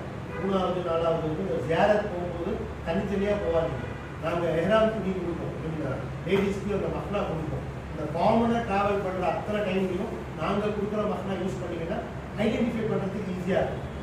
புரியுதுங்களா? இப்போ நீங்கள் ஒரு ஜியாரத்துக்கு போகிறீங்க, அங்கே நம்ம மாதிரி ஒரு 2000 பேர் இருப்பாங்க. அந்த 2000 பேரில் நம்ம ஆளுக்கு 35 பேர், அந்த 35 பேர் 30 பேர் வந்துடுவாங்க. ஒரு யாரும் 4 பேர் வராமல் இருப்பாங்க. எல்லாருமே பிளாக் கலரில் நம்ம கண்டுபிடிக்க முடியாது. இப்போ நாங்கள் அதனால தான் ஸ்பெசிஃபிக்காக டிஃப்ரெண்ட் கலரில் கொடுப்போம், பின்னாடி நேம் போட்டு. அப்போ தூரத்துலேருந்து பார்த்து ஐடென்டிஃபை பண்ணலாம். இல்லை நாங்கள் கொடுக்குற ஐடி கார்டு வச்சு ஐடென்டிஃபை பண்ணலாம். ஜென்ஸாக இருந்தால் எப்படி பண்ண முடியும்? ஐடி கார்டை வச்சு ஐடென்டிஃபை பண்ணலாம். வேறு கலரில் கொடுக்குறோம். அதான் அதனால தான் அந்த ஐடென்டி கார்டு கொடுக்குறோம். அது முடிஞ்ச அளவுக்கு எல்லா டைமும் யூஸ் பண்ணுறேன். இப்போலாம் வெளியில் போயிடும். சரிங்களா? வேறு ஏதாவது ஸ்பெசிஃபிக்காக டவுட்ஸ் ஏதாவது இருக்கா? ப்ளஸ் பாயிண்ட் நார்மலாக இந்த வெஸ்டர்ன் கண்ட்ரீஸ் தான் அந்த மாதிரி டூபின் கிடைக்கும். நம்ம ஊரில் தாராளமாக கிடைக்கும். அப்படி இல்லைன்னா ஒரு ப்ளக் பாயிண்ட் சேஃப்டிக்கு வாங்கி வச்சுக்கணும். ரூம்லேயே இருக்கும். இருந்தாலும் அந்த டவுட் இருக்கா, எல்லா ரூம்லும் ஒரே மாதிரி இருக்கும்னு சொல்ல முடியாது. சம்டைம்ஸ் இல்லைன்னா என்ன பண்ணுவீங்க, இங்கே வாங்க முடியலன்னா பரவாயில்ல, இங்கே வாங்கினீங்கன்னா 30 ரூபா, அங்கே வாங்கினீங்கன்னா ஒரு 60 ரூபா, அவ்வளோதான் வித்தியாசம். வாங்கி வச்சுக்கணும். 3 கிலோமீட்டர் கன்வெர்ட்டர் வாங்கி வச்சுக்கணும். पूरे रूमा में अपना नॉर्मल ऐसा चलता हो, गारंटी से नहीं बोल सकते. पॉजिटिव एक में नहीं रहा तो कोई मेजर इशू नहीं. ग्रुप लीडर के पास कौन वो देता नहीं है. नहीं क्या तुम्हें ब्रेक और 20-30 रुपये में मिल जाता, नहीं वहाँ जाकर भी ले लेता. हॉट वाटर हमें रेस्टोरेंट में देंगे. हम जब खाना का प्रोवाइड करते कि वहाँ से आपको हॉट वाटर का कैन रखा. मॉर्निंग में इवनिंग टी कॉफ़ी बन बटर जैम वो सब रखा. मैं बोलता हूँ 3 टाइम खाना नहीं. खाने का टाइमिंग बहुत इंपॉर्टेंट. அந்த பர்டிகுலர் டைமில் நீங்கள் சாப்பிடலன்னா எங்களுக்கு ஆசை தான், அதை வச்சு பொறுமையாக கொடுக்கலான்றதுல கவர்மெண்ட் அலோவ் பண்ணுறதில்ல. அந்த டைமை முடிஞ்ச உடனே நீங்கள் பார்ப்பீங்க, அவனே எடுத்து கொட்டுவான். 30 பேர் 20 பேர் சாப்பாடு அப்படியே கொட்டுவாங்க. அதுக்கு முன்னாடி நிறைய பேர் வெளியில் சாப்பாடு இல்லாமல் இருப்பாங்க. அந்த டைம் எங்களுக்கு கொடுக்க மாட்டாங்க. எடுத்து கொடுக்கறது வேறு வழி இல்லாமல் அவங்க கொட்டுற மாதிரி ரூமை பொறுத்துமா. இந்த மாதிரி ரூம் இருக்குது வச்சுக்கோங்க. சரி, இந்த மாதிரி ஒரு ரூம் இருக்குது. இப்போ நாங்கள் சௌகரியத்துக்கு ஸ்க்ரீன் கோசம் கட்டியிருக்கிறோம், நீங்கள் தொங்க விட்டுருலாம். இதே மாதிரி அங்கே கிடைக்கணுன்றது நமக்கு எப்படி தெரியும்? இப்போ இங்கே விண்டோ இருக்குது, அந்த விண்டோலாம் இருக்கிறது ரொம்ப கஷ்டம். ஏன்னா கம்ப்ளீட்டாக ஏசியாக இருக்கிறதுனால விண்டோ இருக்காது. அதுக்கு நீங்கள் என்ன பண்ணுங்க, அந்த அட்டாச் பண்ணுற கிளாம்ப் வந்து பாருங்க, ஆணி அடிக்காமல் நல்ல ஒரு குவாலிட்டியான அந்த பிர்லா 3mm அப்படின்னு ஒரு ஹூக் ஒன்று வருது. 10 ரூபா 15 ரூபா ஒரு ஹூக். அதை மாட்டிட்டு அதில் தொங்க விடலாம், நல்லா ஸ்ட்ராங்காக நிற்கும். அந்த மாதிரி வாங்கி மாட்டிக்கும்.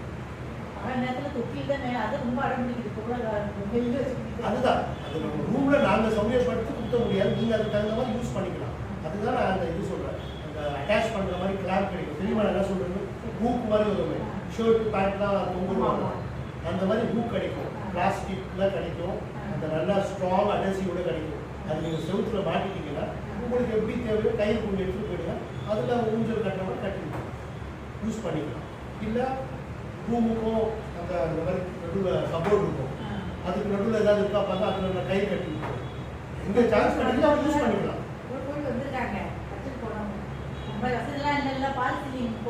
அதனால தான் நான் இந்த ஐடியா கொடுத்தேன். ஹூக் வாங்கி 2 ஹூக் 4 ஹூக் வாங்கி வச்சுக்கிட்டீங்களா, உங்களுக்கு எப்படி சொல்லுமோ அதில் மாட்டி அதில் ஹூக். இப்போ நான் 2ஆம் தேதி கிளம்புறோம். எவ்வளோ நாள் எப்படி வரணும், எப்படி ஆமாங்க, 2ஆம் தேதி ஃப்ளைட்டு வந்து இல்லை அதே ஓமான் ஏர்லைன்ஸ் தான். உங்களுக்கு வந்து டைரெக்டாக சவுதி ஏர்லைன்ஸ் கொடுத்துருவோம். ஆமாம் ஆமாம். 2ஆம் தேதி 2 குரூப் போகுது. அதில் பரங்கிப்பேட்டையிலேருந்து ஒரு 8 பேர் ஃபேமிலி வராங்க. இதை தவிர நீங்கள் 4 பேர். 12 பேருக்கு வந்து அப்போ டைரக்ட் ஃப்ளைட் அவைலபிளாக இருந்தது. இண்டிவிஜுவல் ஃப்ளைட்னால அந்த நேரத்தில் போட்டோம். உங்களுக்கு ஈவினிங் 7 மணிக்கு ஃப்ளைட்டு. ஈவினிங் 7 மணிக்கு 4 மணி 3:30 மணிக்கு சாயங்காலம் ஏர்போர்ட் இருக்கணும். தர்மபுரியிலேருந்து வரதுனால கரெக்டாக அந்த டைம் பிளான் பண்ணாதீங்க. ஒரு 4 மணி நேரம் முன்னாடி சென்னைக்கு வந்துடுங்க. சென்னைக்கு வந்துட்டு நீங்கள் அந்த 4 மணிக்கு ஏர்போர்ட் வந்தால் போதும். அந்த டீட்டெயில்ஸ் எல்லாம் தனிப்பட்ட முறையில் உங்களுக்கு அனுப்புவோம். உங்களுக்கு டைரக்ட் ஃப்ளைட் இருக்கிறதுனால நீங்கள் சென்னை ஏர்போர்ட்லேருந்தே கண்டினியூ பண்ணுறது பெட்டர். இப்போது கனெக்டிங் ஃப்ளைட்னா மஸ்கட்லேயோ பெஹ்ரைன்லையோ எலுமிலையோ கட்டிக்கலாம். சவுதி ஏர்லைன்ஸ் டைரெக்டாக இருக்கிறதுனால சென்னையிலேருந்து கட்டிக்கலாம், ஏர்போர்ட்டில் கட்டிக்கலாம், ஏர்போர்ட்டில் கட்டிக்கலாம், வரும்போதே கட்டிட்டு வர வேண்டாம். ஏர்போர்ட்டில் நிறைய டைம் இருக்குது. உங்களுக்கு 7 மணிக்கு ஃப்ளைட்டு, நீங்கள் 4 மணிக்கு உள்ளே போவீங்க. 1 மணி நேரத்தில் இமிக்ரேஷனு அந்த செக்யூரிட்டி செக் எல்லாமே முடிஞ்சிடும். மீதி 1.5 மணி சும்மா தான் பார்த்துருக்கீங்க. அந்த டைமில் அங்கேயே டாய்லெட் இருக்கும், ரிசீவ் பண்ணிவிட்டு ஏறாங்க. சென்னையிலே கட்டிக்கிங்க, நியர் பண்ண வேண்டாம். ஒரு 2 மணி நேரம் ஃப்ளைட் டேக் ஆஃப் ஆகி 2 மணி நேரத்துக்கு அப்புறம் இந்த மீட் அந்த எல்லை வரும். அதுக்கப்புறம் சவுதியா ஃப்ளைட்டுனால அனௌன்ஸ்மெண்ட் பண்ணுவாங்க, இந்த எல்லை தாண்டுவோம் அப்படின்னு உருதுலையோ இங்கிலீஷ்லையோ தமிழ்லையோ சொல்லுவாங்க. சொன்ன பிறகு நியர் பண்ணிக்கிட்டா तुम्हारा तो अलग ही फ्लाइट था, ग्रुप जाती है हमारी, कोई रहेंगे ना 12 तरह के पूरे वो क्या बोलते उसको हमारे मदुरई से एक ग्रुप है. लगा 2 दिन के पहले चेन्नई बातें लगा तो लगा ओरिएंटेशन प्रोग्राम तब लगी है जी. और तुम्हें जल्दी फिर आने जरा नहीं होगा पर ना तुम्हें इसका समझा हमारा फ्लाइट भी वो टाइम को 12 तरह को मद्रास एयर 5:35 2:30 को एयरपोर्ट पे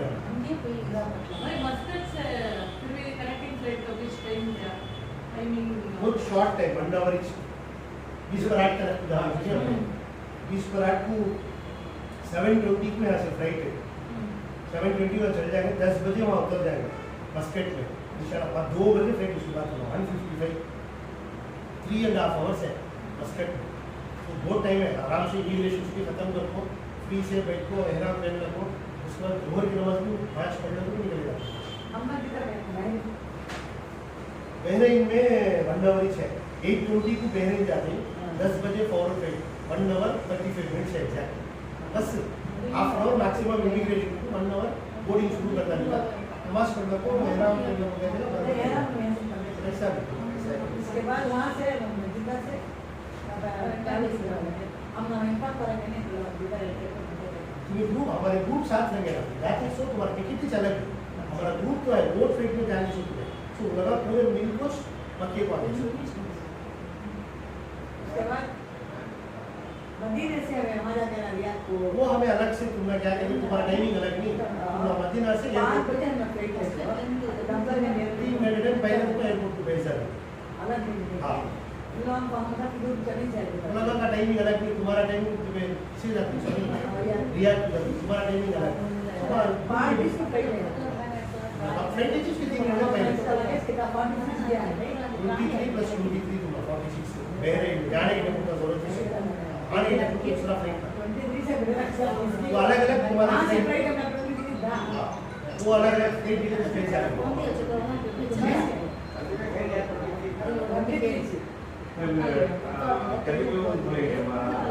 पैकेज के सूची मिला को तुम्हारा सऊदीया फ्लाइट में ज़रा ज़्यादा लोग 46 kg देता 20 पर 30 देखोगे 20 छोटा 20 देखोगे 20 40 + 7 kg पैसा जाने के सिंगल बैग 25 किलो का एक बैग भी 7 किलो का एक बैग अलाउड है जाने के टाइम. आने के टाइम को 2:25 का 2:20 का दिन का लेगा सऊदी अफ्रीका. तो अलग अलग तुम्हें इन्फॉर्मेशन अपना आने लगभग एमिरेट्स है 20 का एमिरेट्स 25 इधर 25 किलो 25 10 साल था. भाई आन पे बहुत इतने लगेज करना 25 का तुम्हारा कैसा तरह है अलग से बेस क्या डिटेल्स फ्लाइट डिटेल्स हमने कब भेजे तुम्हें जाने की एक दिन पहले पूरा पैसा नहीं. हमारे ग्रुप में पूरा बाहर बदल गई नहीं चेन्नई से भी नहीं 4-5 दिन नहीं आने पाया तो लगा नेक्स्ट ग्रुप वाले को बुला यहाँ वाले चेन्नई वाले हमारे राजपिता हमारा ग्रुप में